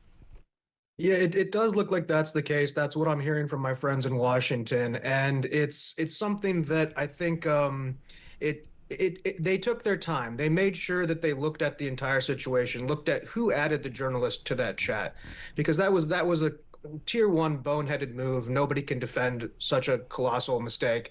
But then what really got him into trouble was that the people that he hired under him ended up being exposed, and I use that term loosely, but they were demonstrated to be potentially not anti-Trump, but not fully on board, or they had said some things that were against him. There was people who he hired who their loyalty was in question. As we hear with Trump a lot, loyalty really matters, especially contrasting from Trump 1.0 to 2.0. And Trump never has been one to hold back with a firing. He believes in turnover. He believes in excellence. And when he doesn't get it, he removes you. In this case, I thought nobody was going to be removed for it. I thought it was going to be swept under the rug and kind of let to go because nothing negative. They got lucky that nothing really bad came of it. But in this case, considering the people who he's hired and the fact that they've proven that he was the one who added that journalist, there isn't a lot that President Trump can do besides fire him if he wants to maintain that tight ship that he's promised the American people. Although it's taken a while, many would say, why not have done it sooner? And surely this investigation could have happened a lot more quickly. And he did double down, and he did back Mike Walls. Now he's in a situation where he may well have to dump him. Maybe he has already. Yeah, I would say that I actually am happy with that, and I'm okay with the fact that they took a couple of weeks to really get the final verdict, because you do have to do some forensics, as light touch as that might be, to figure out who added them, and also you have to look at the entirety of the situation, look at who the man is. Pete Hegseth, for example, he was involved in that chat. He's the Secretary of Defense. They could have put the hammer down and said, hey, you're the biggest guy in the room that goes with you, but they looked at the entirety of it and they said, well, now here is the weak link, and we're going to have to cut out that part of the situation. I feel bad for him in some respects. He wasn't anti-Trump or anything, but when you make a mistake like that, adding a journalist to a sensitive group chat, I mean, I work in the defense industry. If I made a mistake like that on the corporate side, I'd be out. And Donald Trump but you'd probably be out faster than Mike Walls was. I probably would be, and I think that's the difference between public and private. And in this case, Donald Trump showed a lot of actual leeway that I was surprised by. I actually thought that a hammer would come down kind of hard. I think what happened, if I may, was that there was such a rabid push to, we want Hegseth fired, we want to see firings, and then Donald Trump saying, well, if I fire them now, it's going to look like my hand was forced. And so I think that maybe is what led to the few weeks of investigations. I'm sure this investigation took 5 seconds, by the way. I don't think it was a very deep investigation. But no, you're on point there. It could have gone faster, but I think this is maybe a new Trump, a little bit more cautious and wanting to let the story kind of die out before he makes his move. So it looks like it's his choice and not one that was forced on him. We're just keeping an eye and an ear across what Donald Trump is saying. Let's just dip into that just for a second, just to see what he's saying. We haven't heard his voice for a while. He's in the Rose Garden at the White House, and I imagine he'll be taking some questions from reporters. Let's just hear what he has to say. And they'll be largely, when they can, we're going to be using the White House. We have plenty of room, so we'll be using the White House to have some of your meetings. And it's a real honor to have you, Dan. You've been so respected for so long. As we defend religious freedom in America, we're also standing up against religious persecution around the world. With us today are the parents of Eden Alexander, the last living American health. Well, he's still talking there about what is happening at the National Prayer Breakfast, and he hasn't taken, President Trump hasn't taken questions from reporters. Surely the first one, Errol, will be about Mike Walls. We will, as soon as we get that, and I apologise in advance if I have to cut you off, Errol, but we will certainly hear from President Trump if he takes questions from reporters. He almost certainly will. Just turning to yesterday, we had that cabinet meeting, which was done in the full glare of the cameras, and they talked about 100 days of greatness. It has been 100 days of the Trump administration. I mean, has it been 100 days of greatness, Errol? Because there are many people saying, well, look at the state of the American economy. President Trump, of course, blaming Biden for that, but surely he has to take some responsibility. Well, certainly there's responsibility in the sort of the chaos that was purposely created. Now, when you zoom out on the U.S. economy, the Dow Jones is down about 5%. And also, when you consider the U.S. economy, there's two economies, right? About 8 to 12% of people own about 90% of the stocks in the United States. And then the next 40% own 10%, and the bottom 50% own nothing. So when you talk about the economy to them, the stock market movement, the volatility for the transnational equity holders isn't what affects them. Your average American has gone to the stock market's moving still affects people who don't have stocks. Like that is a clear thing. It doesn't affect them as much as people who own lots of stock, but it does affect people who don't own stocks and shares. It certainly does in terms of the general sentiment, but I would point to the fact that petrol prices across the country, outside of every state besides California, have come down. Inflation has ticked down, and the cost of food internally has ticked down. And so that's the uplift that the majority of Americans are seeing. In addition, when you shut down the U.S. border from hundreds of thousands of crossings a day to just a mere few hundred or less, Donald Trump citing 3, that's a huge thing that the American voter voted for and wanted to see. And keep in mind, we won the working class vote for the first time since the 60s. So we made promises to Detroit, especially Michigan, who voted for us, that we would put these tariffs, especially to protect the auto workers. And you saw the CEO of Ford coming out saying, we support this. This is the most pro-American business idea possible. Now, there will be tears before bedtime. There is volatility, but inside of volatility, there's also opportunity. And while people do have 401ks and whatnot, people are supposed to be riding those through volatility. So unless you're actively day trading your 401k, you probably didn't feel anything. That's the retirement fund to people who perhaps don't know what a 401k is. No, yeah, a retirement fund, and oftentimes those are pension driven, and a lot of those are very well hedged to protect against inflation, but you also don't get the huge uplift. Okay. So I would say that the sentiment in the U.S. is actually quite strong for the majority of people who are not day trading stocks. Okay, Errol, thank you for your thoughts there. Errol Moorcoach there. Still nothing from Donald Trump on anything to do with Mike Waltz, who is leaving apparently leaving his post as U.S. National Security Advisor. We'll return to this and we'll give you a sports update and we'll take a few calls in just a second here on Talk.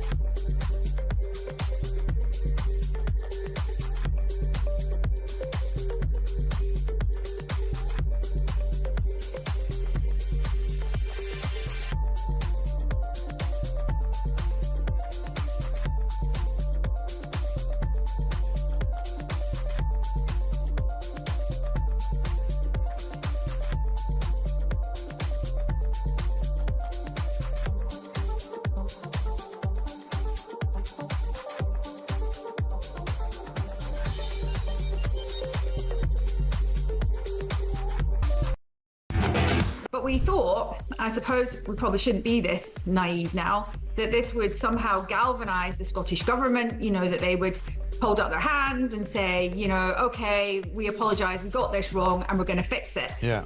Of course, that's not what's happened. So the government have set out, really, they're using the EHRC as a deflector shield at the moment. Yeah. They can't do anything until they're the regulator of the law in this area, that they can't do anything until they get advanced guidance from them.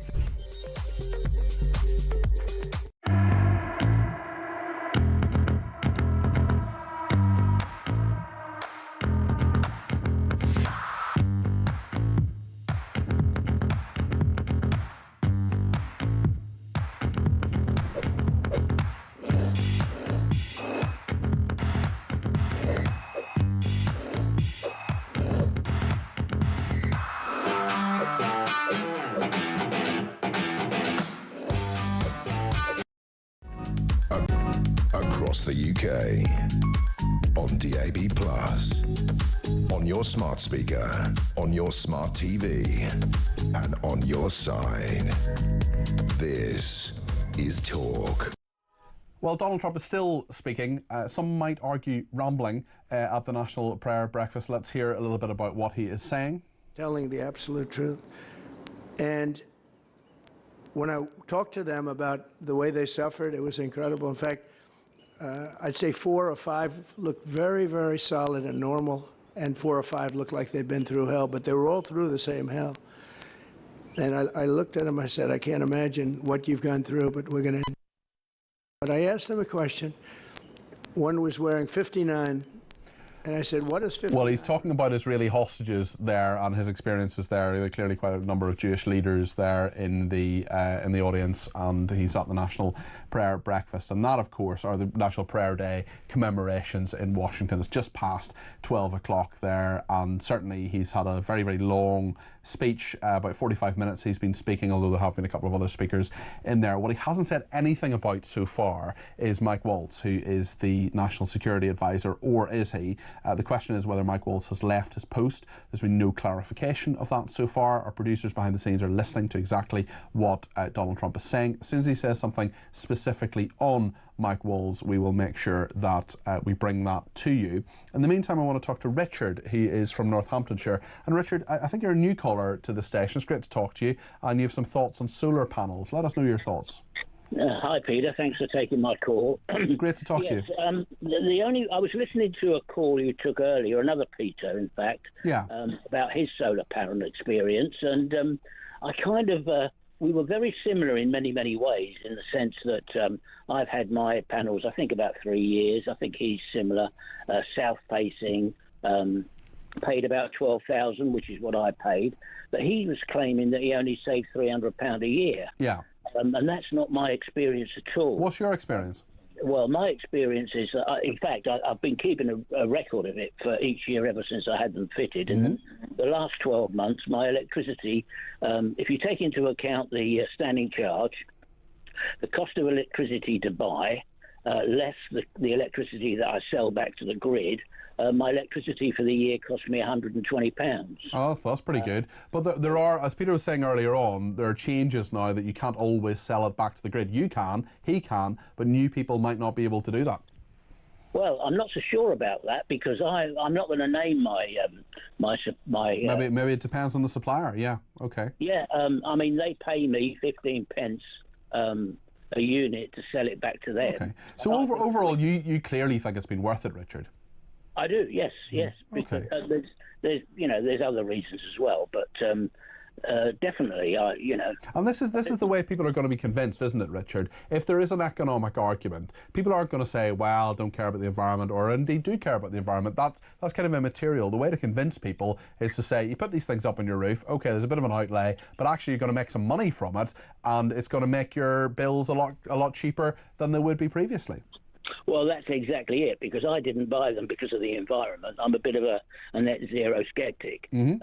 I bought them to save the money. Well, and you're very typical of many, many people, Richard. I wonder what you'd say to another Richard who has sent me a message to say solar panels don't last forever and will need to be replaced in the future.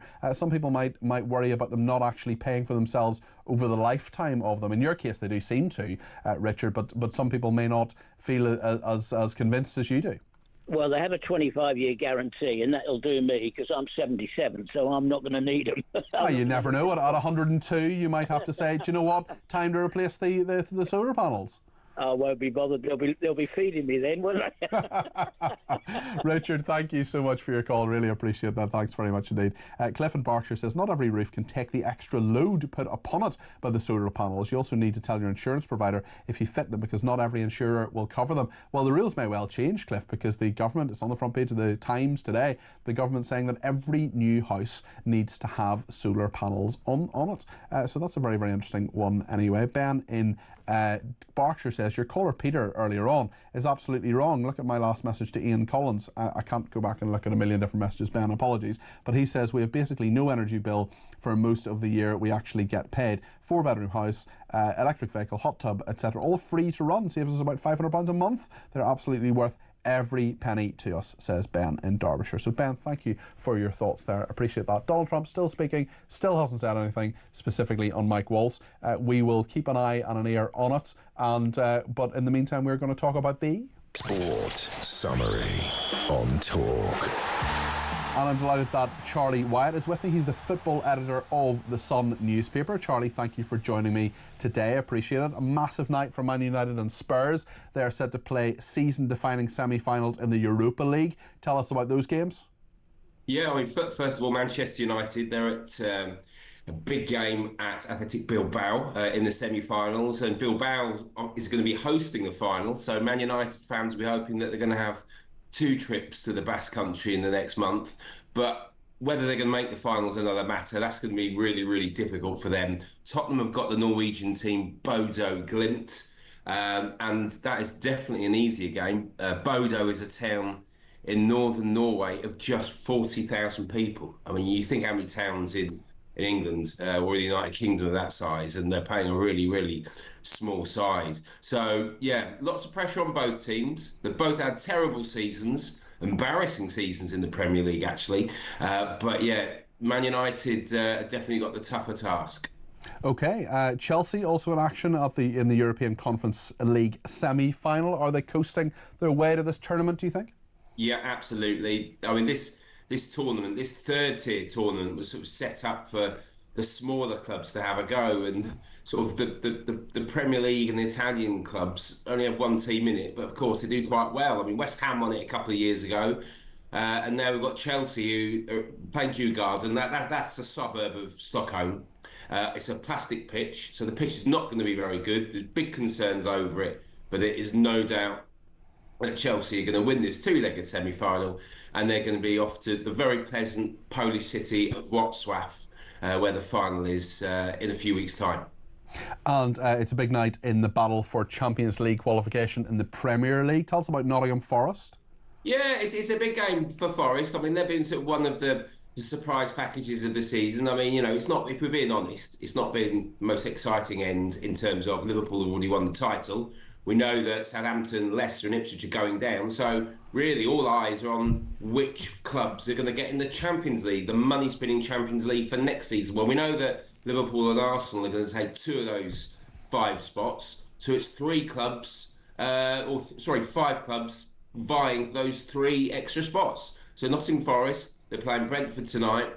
They'll expect to win. I think they probably will win. And then all those clubs will just have 4 games to go to get into the top 5. So, yeah, it'd be good for football, I think, if Nottingham Forest could do it, because no one really expected them to do that. Normally, the last couple of years, they've been at the other end of the table. So it'd be nice to see a different team, as it was with Aston Villa, in the Champions League this season.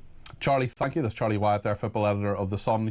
Full coverage, of course, in The Sun tomorrow of all those games, and indeed on the TalkSport network as well, our sister station. On solar panels, Stuart's been in touch and says solar panels are not worth it, so no wonder legislation is required to force them onto new build. If they cost £12,000 a year and save £1,000 a year, it takes 12 years before I start saving money. If I invest £12,000 into bonds, I get interest every year, and after 12 years, I will get my £12,000 returned. Would you, from bonds? Would you have £12,000 in 12 years? I'm not sure you would. Well, it depends on how much you put into bonds necessarily, but certainly the cost of solar panels, I'm not sure the maths adds up there, but then again, I did get a B in GCSE maths, so maybe I'm wrong. Dave wants to talk about solar panels. Dave, you've got them. Any good? Yeah, no, I rave about them, to be honest. I can't seem to fully wrap my head around some of the previous callers that say that they either don't get paid for them and or that they don't work out. I mean, between the warranties, there's a lot more to it than just the panel itself. I mean, some people that may not get the return that they see could be to do with the battery. Now, we haven't really spoken about batteries on this, but if the sun just evaporated tomorrow and so it was the middle of winter, overnight for about 4 hours, I would buy in electricity into my batteries that could have been degraded through the day, and I would be topping them up at about 12 or 14 pence per kilowatt rather than a normal 25. And then I can use that throughout the day, even with no sun. Okay. And then as it produces more, as I take in sun during the day that I'm not using in my battery, I'll sell it back to the grid for 15 pence. So it works out for you economically, Dave, down there in Devon? Well, you know, I am south-facing, so the sun is very good, but so there is that. But I find that when we're talking about, like, if you go back 3 years when electricity prices were double what they are now, and could at any point, for whatever reason, the next war starts, just go double up overnight like it did a few years ago, that if we're talking about, if I wanted to save money off that, I'd just upgrade the battery and the solar panel and take on more and use that. Economically speaking, it's a sound investment for anyone. Between the guarantees of 25 years, £12,000 is about right. And with a decent-sized battery, everyone should make a saving. When it comes to new builds, all of those new builds are going to have I mean, mine's a new build, by the way. Going to be structurally sound as it is.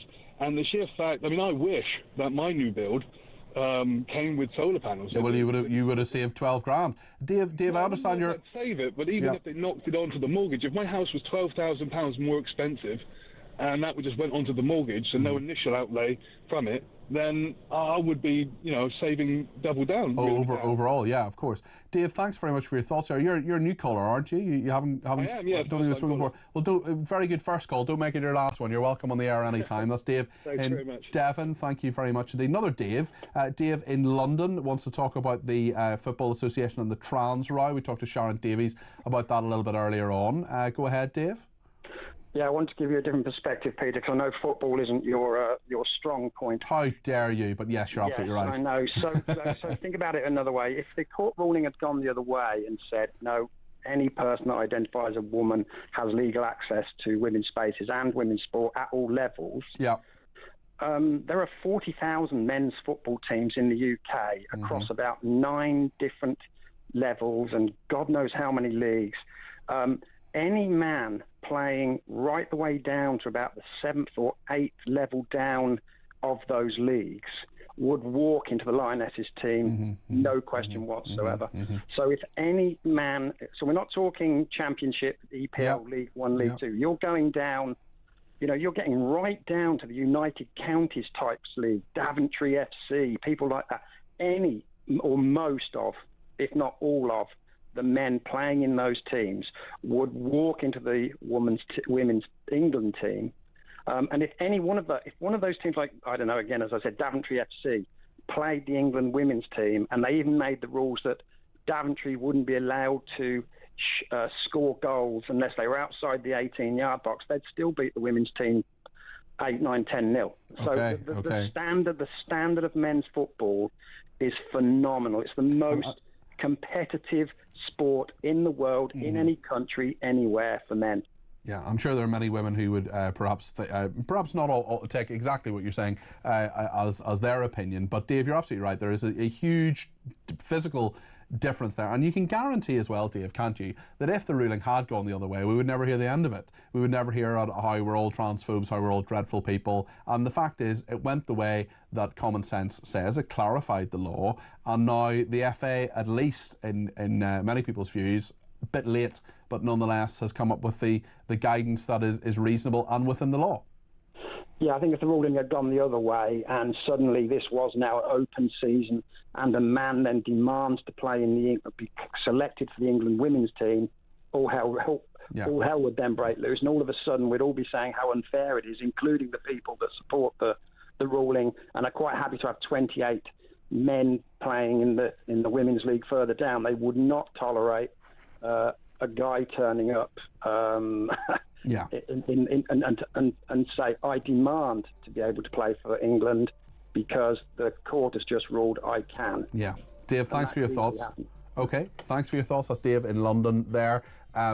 Again, in America, we've got Donald Trump. There are many other people talking there. He doesn't appear to have said anything at all in regard to Mike Waltz. I know one of our producers behind the scenes has been listening to the whole thing, and he hasn't said anything about Mike Waltz. We are no wiser as to Mike Waltz, whether he is still the National Security Advisor or whether he isn't. If that's clear in the next hour, of course, we will let you know. We'll also talk to Brendan O'Neill in a minute or two about Red Ed, also about the FA, as we've just said, about the trans ban, and the counter-terrorism police investigating the videos of Kneecap, which we'll talk about with Brendan O'Neill, and we'll also talk about America. Stay with us.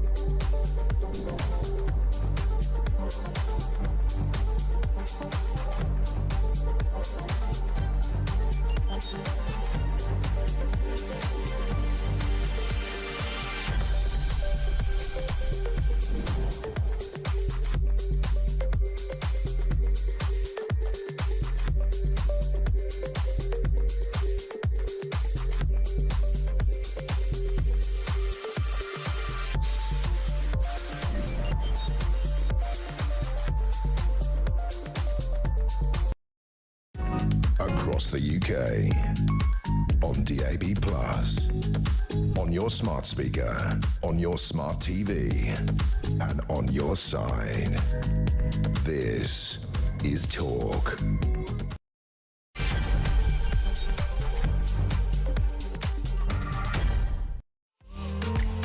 Hello, good evening. This is Talk Drive. I'm Peter Cardwell. Thank you so much for your company. I hope I'll keep it for the next hour between now and when Kevin O'Sullivan comes up. There's lots to discuss, including whether Mike Waltz is still the National Security Advisor. We don't know. Donald Trump has said a lot of things in the last hour in the Rose Garden of the White House. What he hasn't said is whether Mike Waltz is still the National Security Advisor. There are reports from Reuters, from CBS News and others saying that Waltz is gone and his deputy Alex Wong is gone as well. Trump has not clarified that. If he does, he is still in the Rose Garden. We will see what happens there and we will bring you the latest on that, of course. We're also talking about the unions, talking about Ed Miliband and his net zero plan. It will become a millstone, according to Unite, the union, one of the Labour's biggest backers.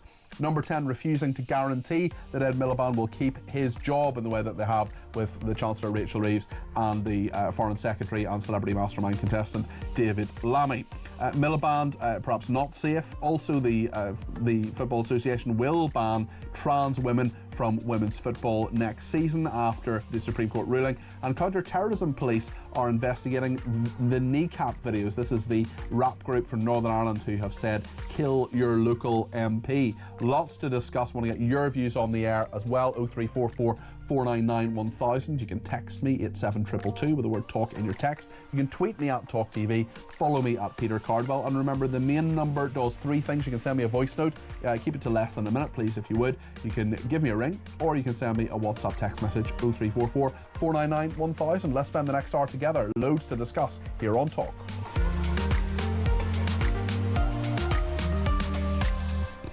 And thank you to Susan, who has tweeted me to say, not sure where all these callers with solar panels are getting their figures. It's certainly not correct for those of us without gas, forced to have electric storage heaters. We have solar panels and batteries, and they do save some money, but nothing like the amounts quoted. I think it's different for different people, Susan, certainly. Ms. Magoo says the new solar panels are much thinner and lighter than the old ones. They can even be put on park homes. Also, it's daylight that powers them now, not the sun, although surely the sun is daylight. Surely it comes from the sun. Anyway, and thanks to Tiffy Popsicle, who says, another Tory boy faux pas from the special advisor. Approx 1650 Cardi De refers to adolescence as a documentary. Have you got the BBC brown envelopes in the back pocket? You're an embarrassment to Talk TV. So take me up on accuracy there. Okay, Tory boy, well, I'm not a member of the Conservative Party anymore. Special advisor is spelled incorrectly. Adolescence as a documentary, well, obviously I was wrong, and it is clearly a drama. Got BBC brown envelopes in your back pocket there, have you? It wasn't the BBC, it was Netflix. You're an embarrassment to Talk TV. Our name is Talk rather than Talk TV. We changed it about a year ago. So aside from that, every single thing upbraiding me on accuracy is correct in your tweet, so thank you so much for that.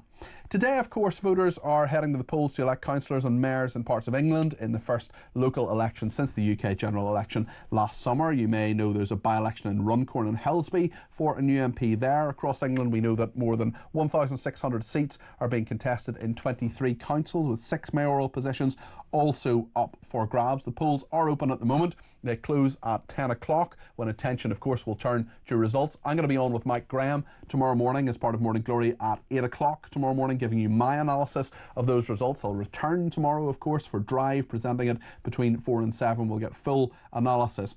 All I would say for the meantime, because by law, by election law, we are prevented from talking about things which may be issues in local elections, so we can't do that during this show. We can talk about whatever you want to talk about tomorrow, or indeed from 10 o'clock tonight with Petri Hoskin. If you want to talk to her about any local election issues, feel free, fill your boots. We can't do that between now and 10 o'clock, which is why we're talking only about national issues. But what I would say is that voting is such an important thing. It's a really important, I would say, responsibility as a citizen. And if you're in any of those areas in England that has an election at the moment, you've got 4 hours. Please go out and please vote. Sometimes the turnouts are low, embarrassingly low. There are many parts of the world where people don't have a vote. They don't have the freedoms that we have. exercise that freedom. I'm sure there's someone on that ballot paper that even the least worst option that you can vote for, whoever that is. So polls are closing at 10 o'clock. Remember, you'll need photo ID, and there are many, many forms of that you can bring to the polling station these days. That's a change in recent years. Mark says, I really hope the solar panel optimists like Dave are correct. Being a complete cynic myself, though, any sustainable energy source in this country is subsidised to keep it cheap. At some point there will be a tipping point in the balance, and energy companies will not allow you to generate your own energy without their pound of flesh. I should say Donald Trump is still speaking in the Rose Garden in America. He hasn't said anything about Mike Waltz just yet. If he does, we'll bring it to you. But in the meantime, I want to talk to Brendan O'Neill. He is Chief Political Writer at Spiked. Brendan, so much to talk about this evening. I think I'll probably want to start with kneecap, which you have some really good views, and views I totally agree with on. This is counter-terrorism police now investigating those videos. Let's just remind ourselves with the video of what kneecap have been saying. This is at a concert in November where they called for MPs to be killed. Tories. The only good Tory is a dead Tory.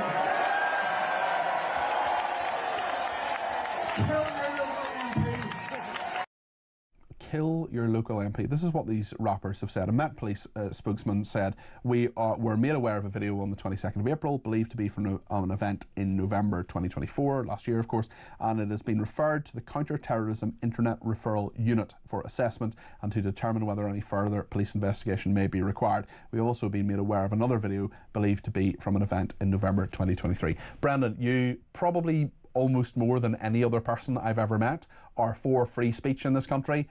But when you go around saying this sort of stuff, there are consequences, aren't there? There are consequences, yes. You know, if you go up on stage and say up Hamas or up Hezbollah or kill your local MP, you know there's going to be consequences. No one says things like that without recognizing that there's going to be blowback. That's probably what Kneecap wanted. But you know, Peter, the thing that really has struck me is the extraordinary hypocrisy of the left. Because we have a left right now that doesn't believe in freedom of speech at all, which thinks it's hate speech to say he about men, which thinks it's hate speech to say that a man can't be a lesbian, for example. For years, they've been telling us all of these kinds of perfectly true statements are hateful and bigoted. And yet now, when you have a rap act standing up and singing the praises of an anti-Semitic army, a bunch of anti-Semites that carried out the worst attack on Jews since the Nazis, suddenly the left are all about free speech. Suddenly they're defending them. So that hypocrisy, I think, is extraordinary and very revealing. I also think the hypocrisy in regard to saying, well, we care about Gaza. Gaza is the story you should be talking about. I mean, you could say that about almost any other story in the world is bigger than this. It's not a particularly big story, but it is a controversy and it is something that we're covering and should cover. But yes, Gaza is a bigger story. Of course it is. They're saying focus on that. That's the story. In fact, many of these pop stars who have supported them, people like Paul Weller, Primal Scream, Pulp, Thin Lizzy as well, are saying actually this you should be talking about Gaza. But if you're supporting Hamas and you're saying up Hamas, which they deny doing, but they said up Hamas for goodness sake. I mean, how much clearer do you want it to be? They're saying, well, we care about Gazan children. Well, Hamas don't care about Gazan children. And if you care about the civilians in Gaza, which I do, and maybe Kneecap do to some degree, you don't say up Hamas and you don't say up Hezbollah, because Hamas are killing their own people, and there are people who are against Hamas within Gaza who just want to live a free and peaceful life. So that doesn't even work by itself as a concept. Absolutely right. You know, if you are pro-Gaza, if you are pro-Palestinian, you will be anti-Hamas. Anti-Hamas are a bunch of religious tyrants. They brutally suppress the women of the Palestinian territories. They kill apostates. They kill their opponents. They are homophobic, misogynistic. We know all of this. They repress the Palestinians with a vigor that is only outdone by how much they hate the Jewish people, of course. So they are the worst nightmare for the people of Gaza. And that's why we've seen an explosion in anti-Hamas protests in Gaza over the past 6 months or so.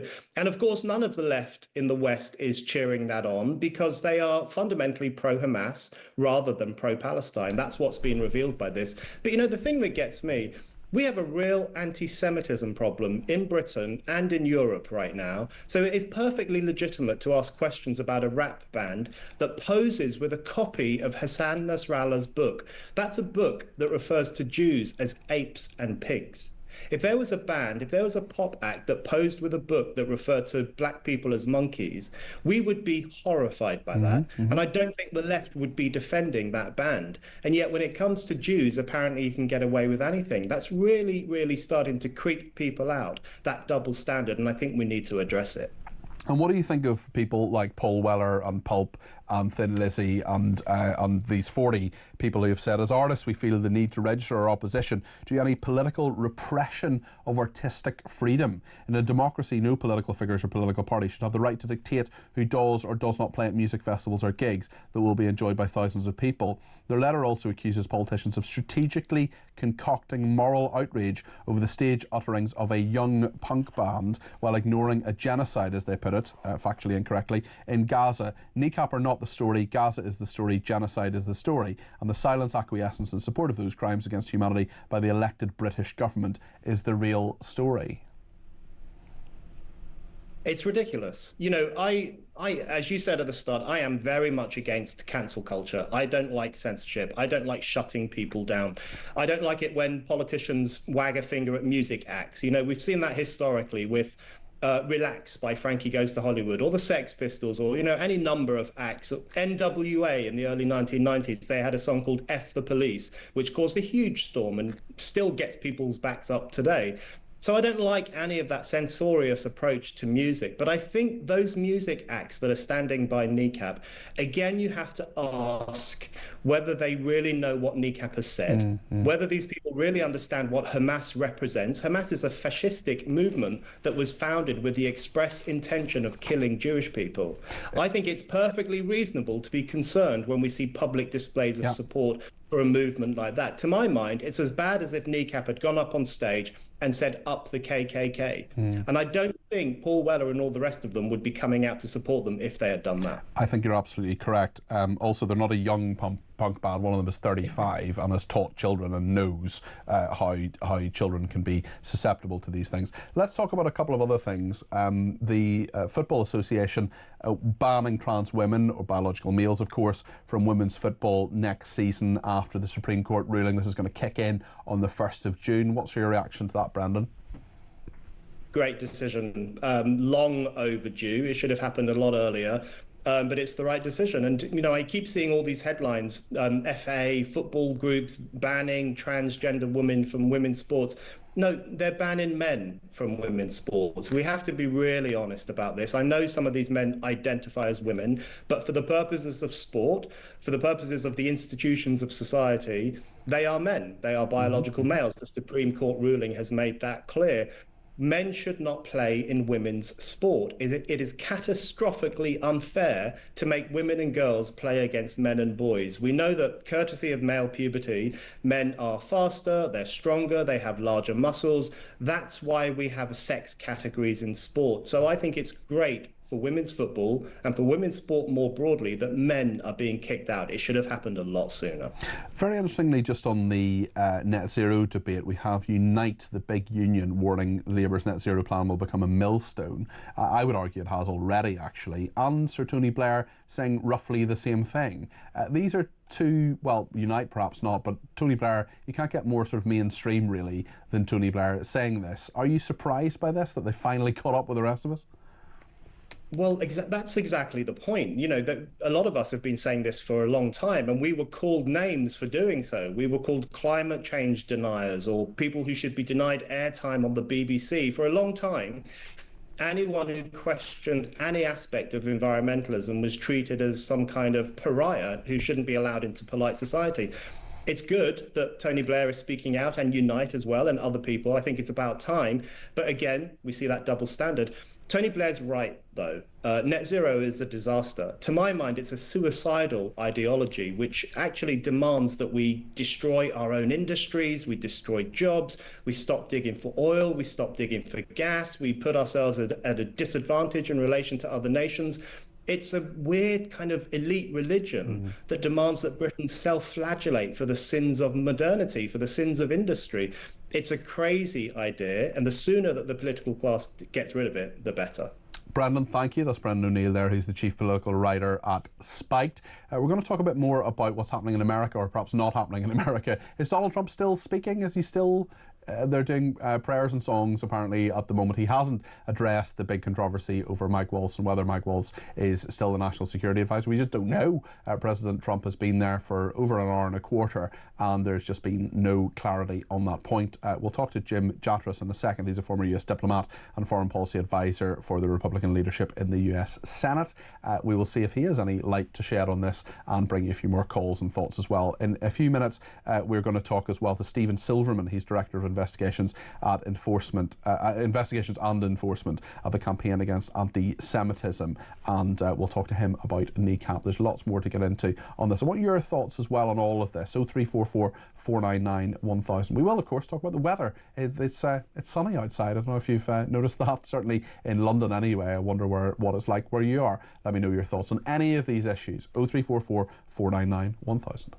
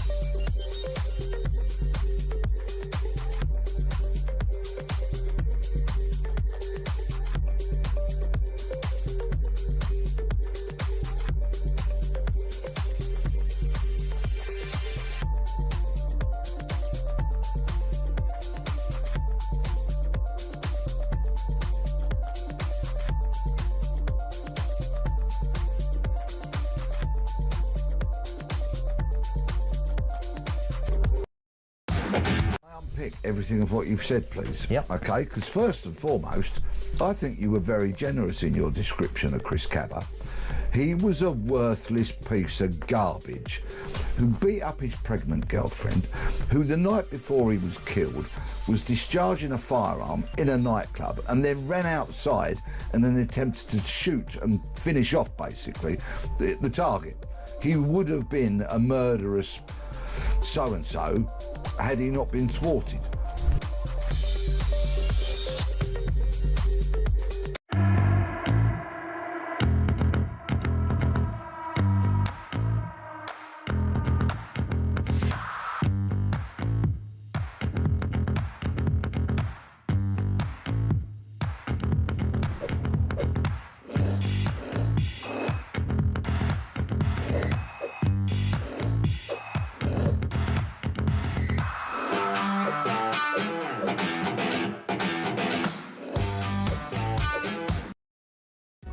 Across the UK, on DAB+, on your smart speaker, on your smart TV, and on your side. This is Talk. Well, the National Prayer Day event is continuing at the Rose Garden in the White House. I'm sorry to report yet again that President Trump hasn't said anything so far about Mike Waltz. The speculation is that the National Security Advisor is out, a major, major casualty.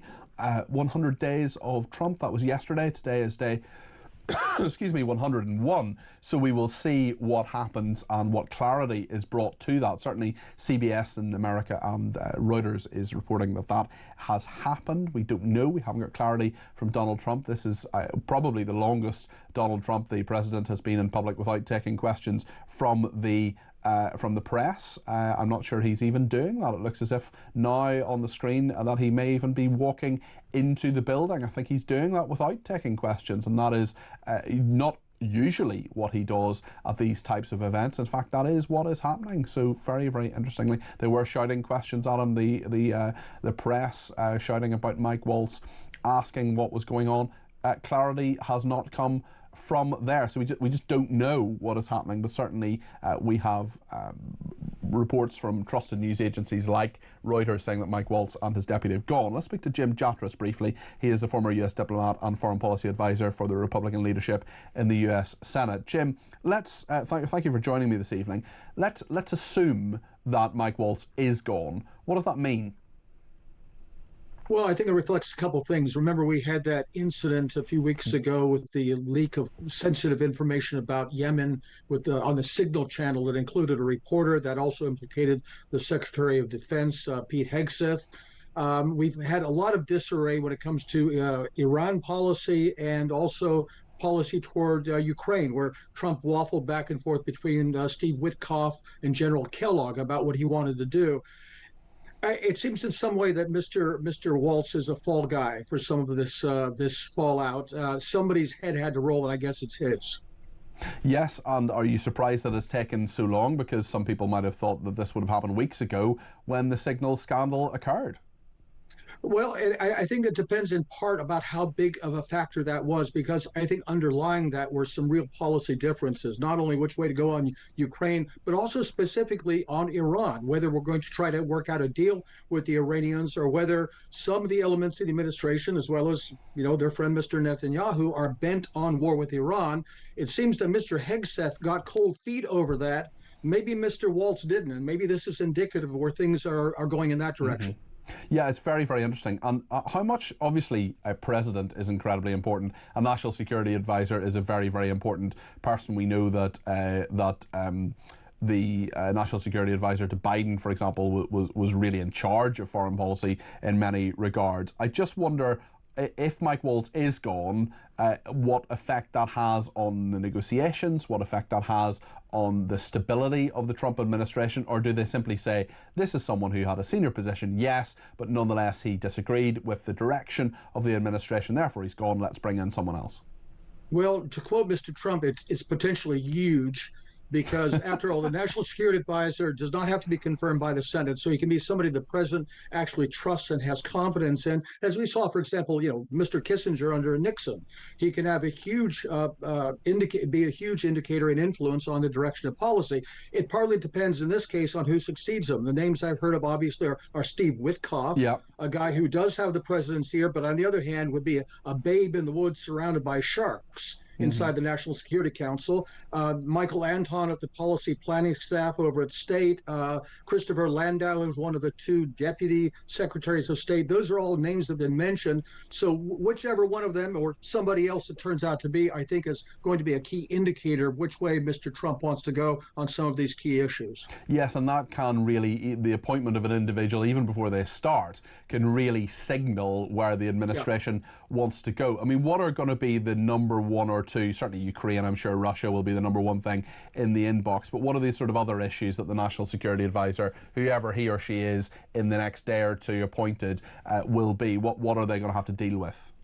Well, I think, the primary items on the plate are Iran and Ukraine. The bigger issue that's looming in the background is China, of course, and although that's largely being fought out at this moment on the whole trade and tariff war with the Chinese. But I think those are the primary ones we need to be looking at.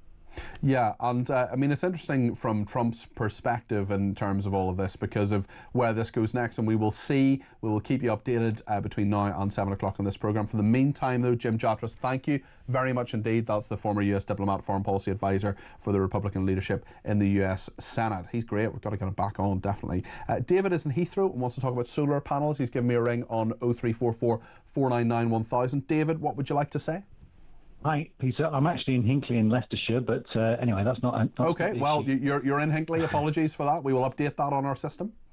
Just an observation about your comments earlier about solar panels on houses. We had a solar panel system fitted to our house 18 months ago. It's a 20-year-old house, and it works brilliantly in that we save around about 80 to 90% of our electricity bills.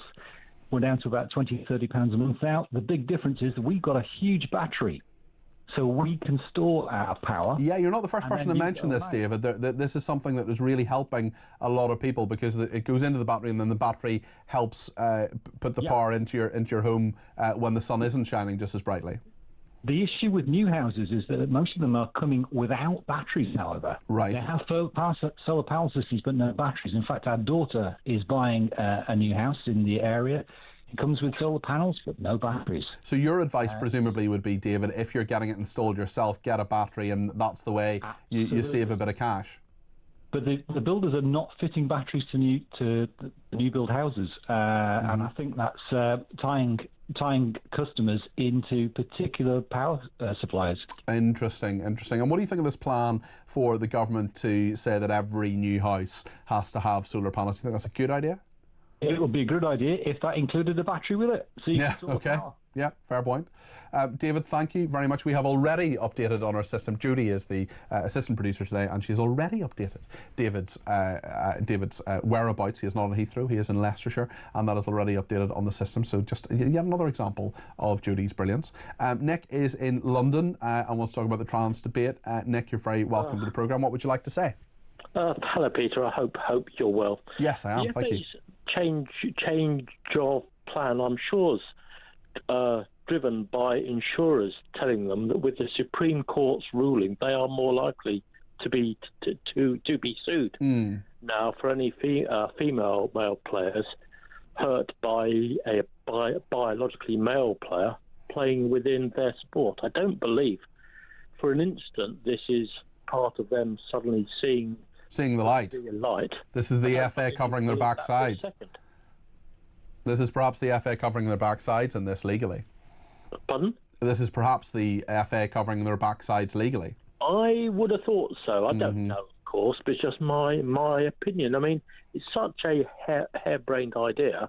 Of course, it's right to bring in, the ban, but the inclusion shouldn't have happened in the first place. And I think the game up is shown by the first group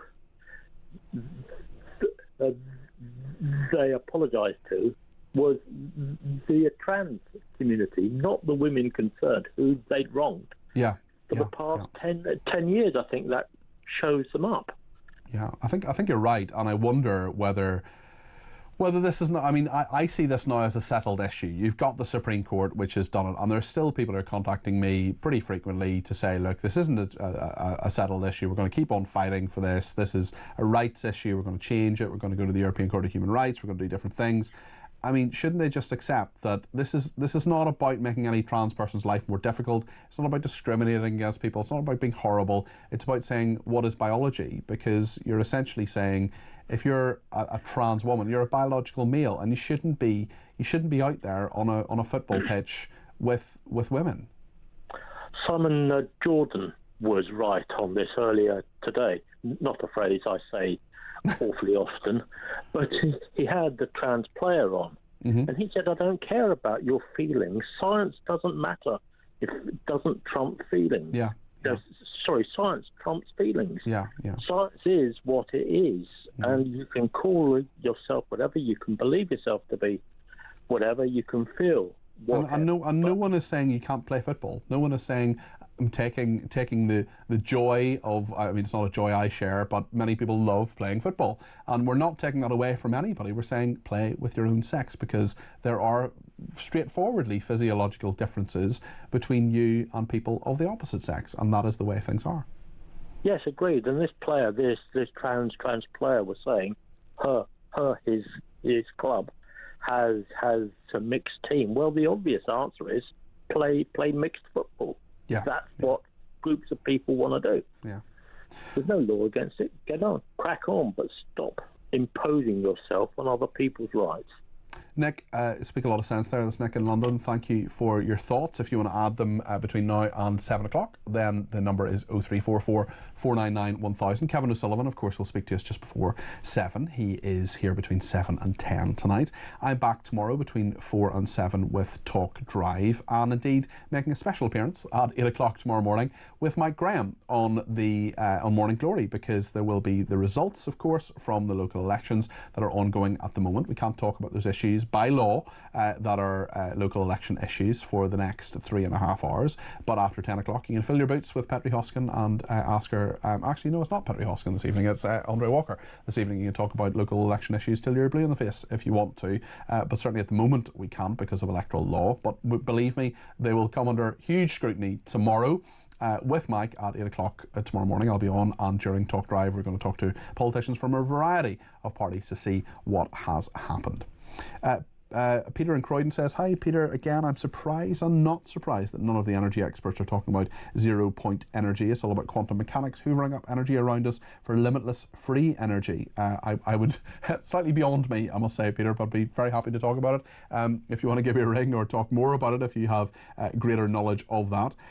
Peter, have Kneecap played a blinder? They are no marks. You probably have a fan base of about 6 people, but now they're all over the national news. Well, listen, they do actually have quite a big fan base. They've been quite a popular band, and indeed before this controversy, not before these remarks, but before this particular controversy, and they've been involved in all sorts of controversies, they were booked to play Glastonbury. So it's not as if they're nobodies. It's not as if no one knows who they are. But we'll talk more about it from the view of a Jewish commentator. Stephen Silverman is going to be with us next. He's a spokesman for the campaign against anti-Semitism, because the Hamas-Hezbollah aspect of this, as well as the kill your MP aspect, is a major one, and we're going to talk about that a little bit more after the break here on Talk.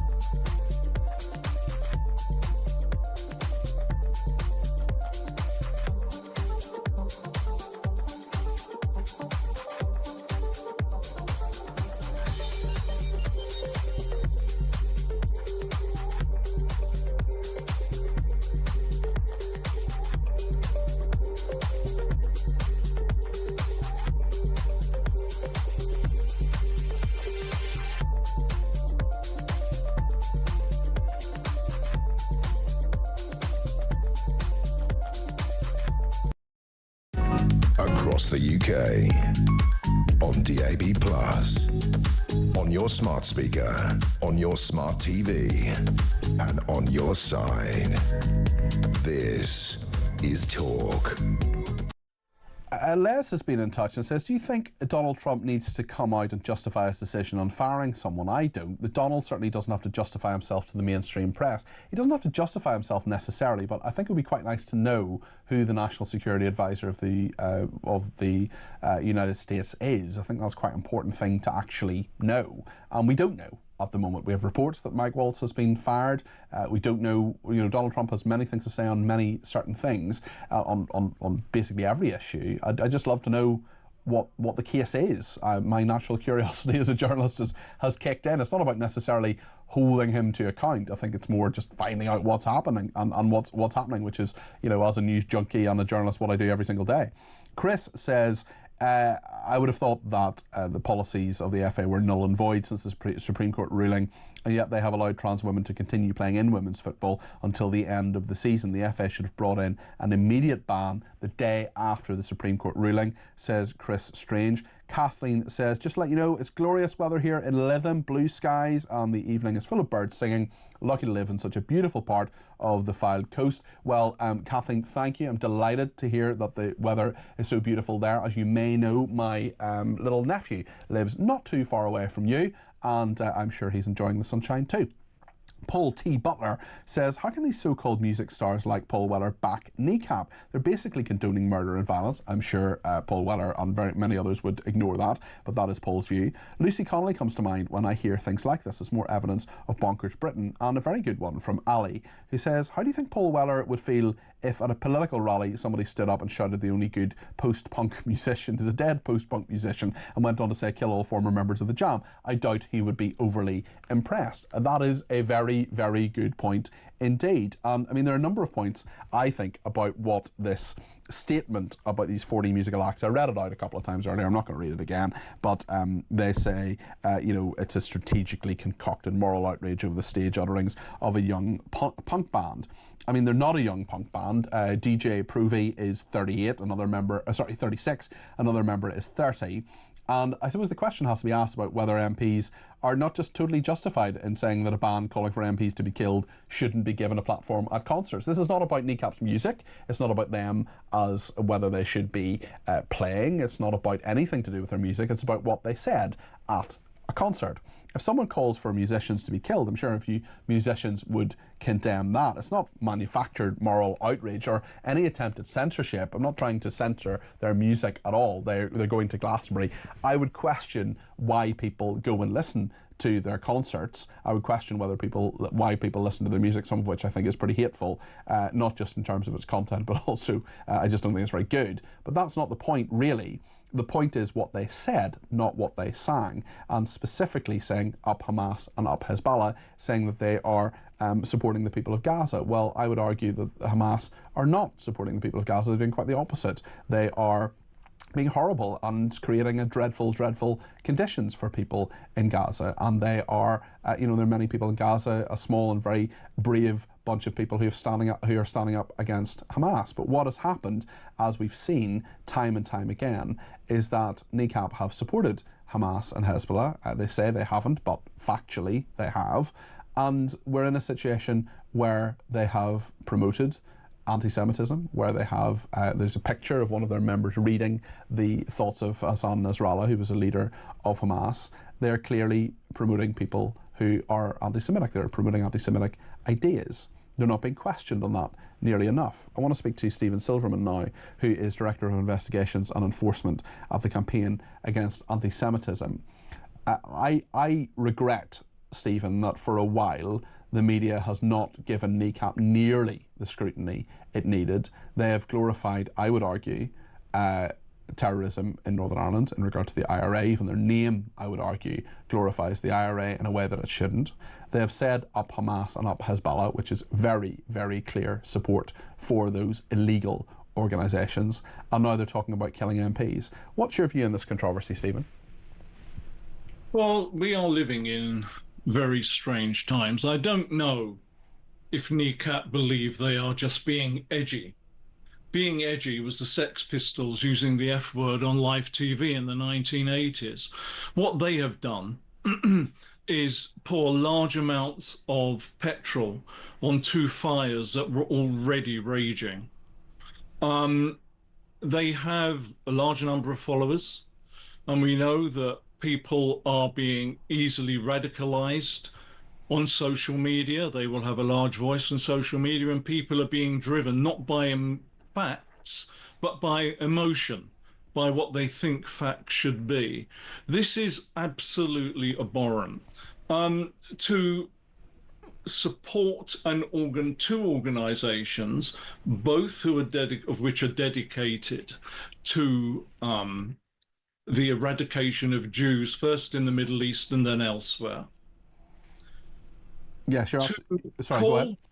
To call for the death of MPs when we recall what happened to Joe Cox, and more recently, the shocking way in which David Amis was butchered, should render them beyond the pale now. They have become utterly toxic, and whatever their motivation, There is just no room for this. And what is particularly sickening is virtue signaling artists trying to excuse them, acting as apologists for them, when they really should know better. We have too many people who seem to either fail to understand the difference between freedom of expression and outright hate speech, or are pretending to. And it is a terrible indictment of the times we are currently living in. We have a thing in Northern Ireland called whataboutery, where people say, what about this, what about that, what about this? And the final paragraph that I have in front of me anyway of this letter from these 40 musicians, including Paul Weller, Thin Lizzy, Pulp, for example, a few others as well. I mean, there are clearly 40 of them, some of whom I've heard of, some of whom I haven't. They say, kneecap are not the story. Gaza is the story. Genocide is the story. And the silence, acquiescence in support of those crimes against humanity by the elected British government is the real story. I mean, you could easily say, you know, net zero is the story. Ed Miliband is the story. The local elections are the story. There are you know, Donald Trump is the story, Mike Waltz is the story. There are lots of other stories around, but the fact is, this is a story. This is a very prominent group of individuals who have called for MPs to be killed and have called for, have said that they support 2 illegal prescribed organisations, 3 actually, if you include the IRA, Hamas and Hezbollah. If someone called for musicians to be killed, I'm sure a lot of musicians would condemn that, Stephen. Well, they would. And in many ways, I'm less concerned about Kneecap, who are now being cancelled by venues, quite rightly, than the artists who are supporting them. And I think it gives us a real insight into the way in which we have been captured by the Hamas narrative. It is impossible now for anybody, it seems, to talk about what is happening in the Middle East without accusing Israel of committing genocide, which is just an absolute nonsense. Well, it's factually wrong, and it neglects to understand what the word genocide actually means, and it's very it's used, as you know far better than I do, Stephen. It is used specifically to equate what Israel is doing with what the Nazis are doing or have done previously. I wonder if I can ask you in regard to that, because my argument would be, if you really care about civilians in Gaza, you would want Hamas to be you would want Gaza to be totally free of Hamas. And if you're saying up Hamas and up Hezbollah, well, that is not actually showing any care or regard for the innocent civilians of Gaza who Kneecap say they care for. Is this I just wonder, you know, you talk less anyway. Which one do you think it is, or maybe a combination of both? I don't know. Less anyway. Which one do you think it is, or maybe a combination of both? I don't know. Well, our most recent polling shows some worrying trends in terms of attitudes towards what's going on in the Middle East, in terms of support for Hamas, in terms of the belief that it should not have been prescribed. And in the youngest demographic, the 18 to 24 age group, that is where those views hold the greatest sway. That's terrifying. Terrifying, Stephen. It is terrifying. It is. And it comes back again, I think, to the importance of social media in those people's lives, and the extent to which the narrative has now been completely controlled by those who actually do support the likes of Hamas and Hezbollah and seek to portray them not as violent genocidal terrorists, but as noble freedom fighters. Yeah, I did an interview a few weeks ago, Stephen, I don't know if you're aware of it, with a lawyer, a barrister who is going, I'm sure you're familiar with the action that he's trying to do. Yeah, it was an interesting exchange. Yes, I watched it. Did you? Stephen, thank you very much. Great to talk to you, as always. That's Stephen Silverman there. He's Director of Investigations and Enforcement at the Campaign Against Anti-Semitism. I want to talk to Freya, who is in Meriden in the West Midlands. Freya, you're very welcome to the programme. What would you like to say about Kneecap? I'd just like to say that what I heard from that guy was absolutely spot on. Agreed. Noble, whatever, standing on platforms, you know, going full on. No, I grew up at the time of the Birmingham bombings, and the fear of people kneecapping each other. I mean, it was awful, absolutely awful, and it's all territorial again. Yeah.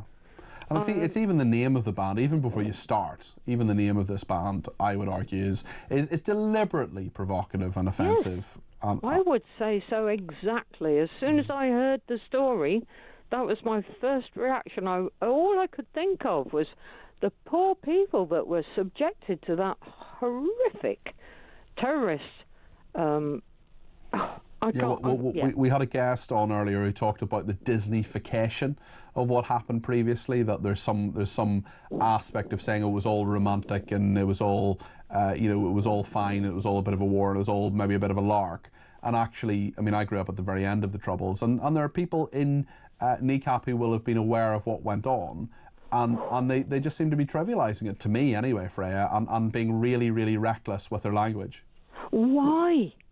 What on earth are they trying to do? Yeah. Why continue to sow division all the time when we need to be together? I don't get it. I do not get it at all. Very, very good point, Freya. And listen, thank you for your thoughts. They're very sensible, much as Stephen Silverman's were as well.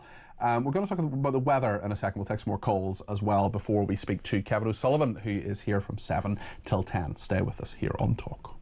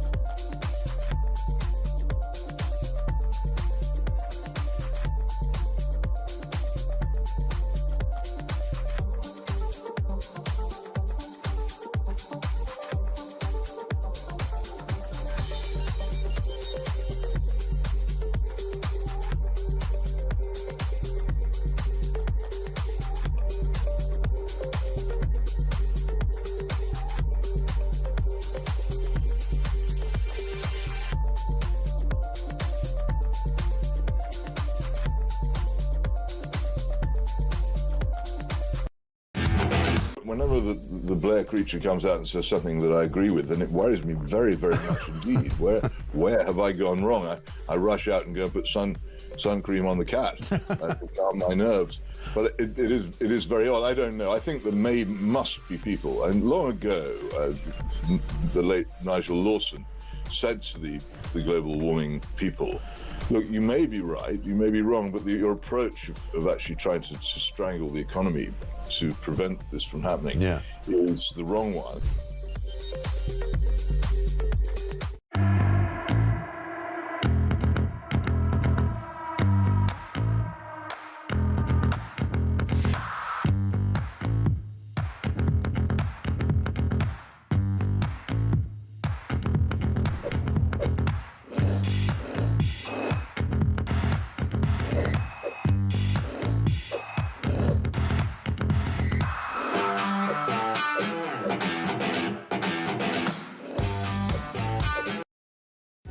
Across the UK, on DAB+, on your smart speaker, on your smart TV, and on your side.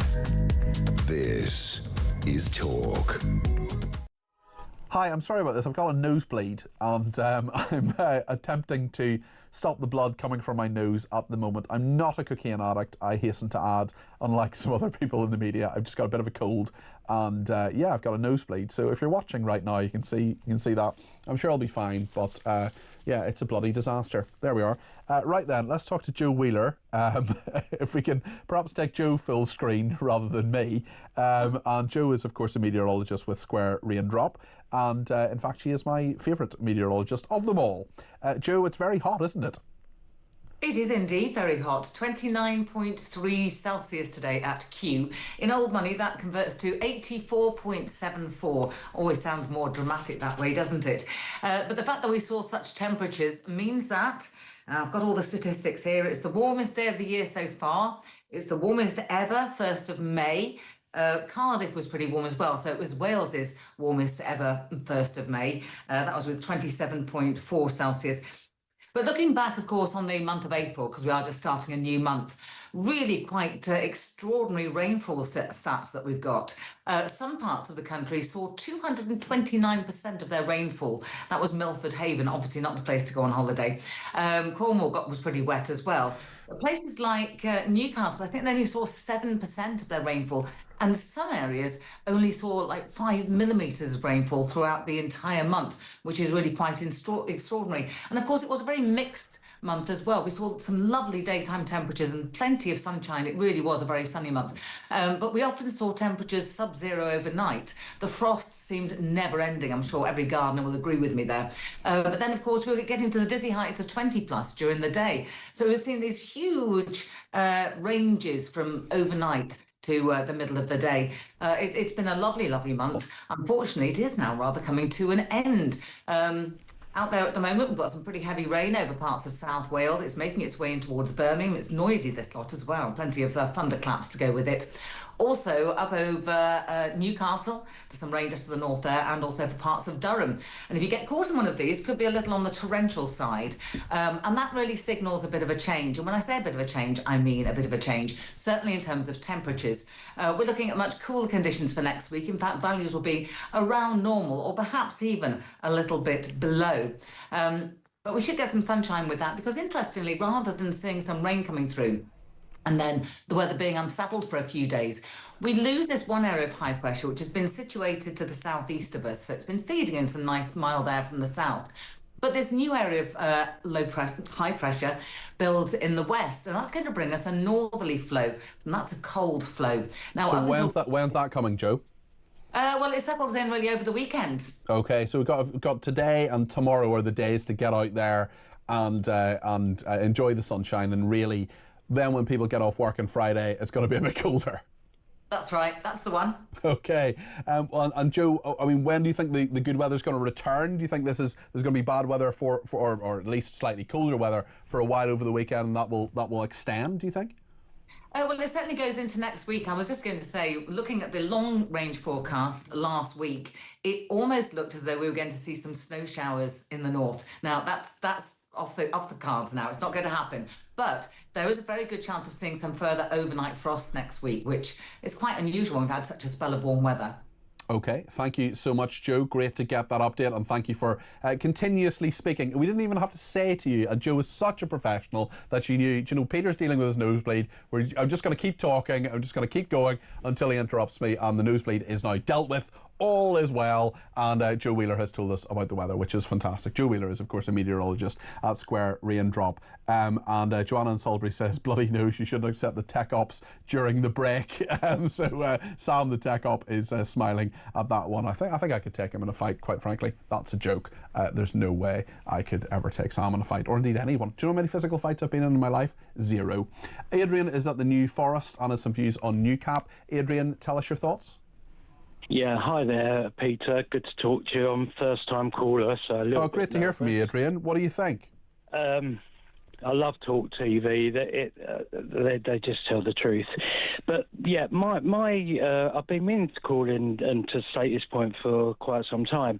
You were saying earlier, and your speaker was saying earlier about how the 18, 24-year-olds are very pro-Hamas, Hezbollah.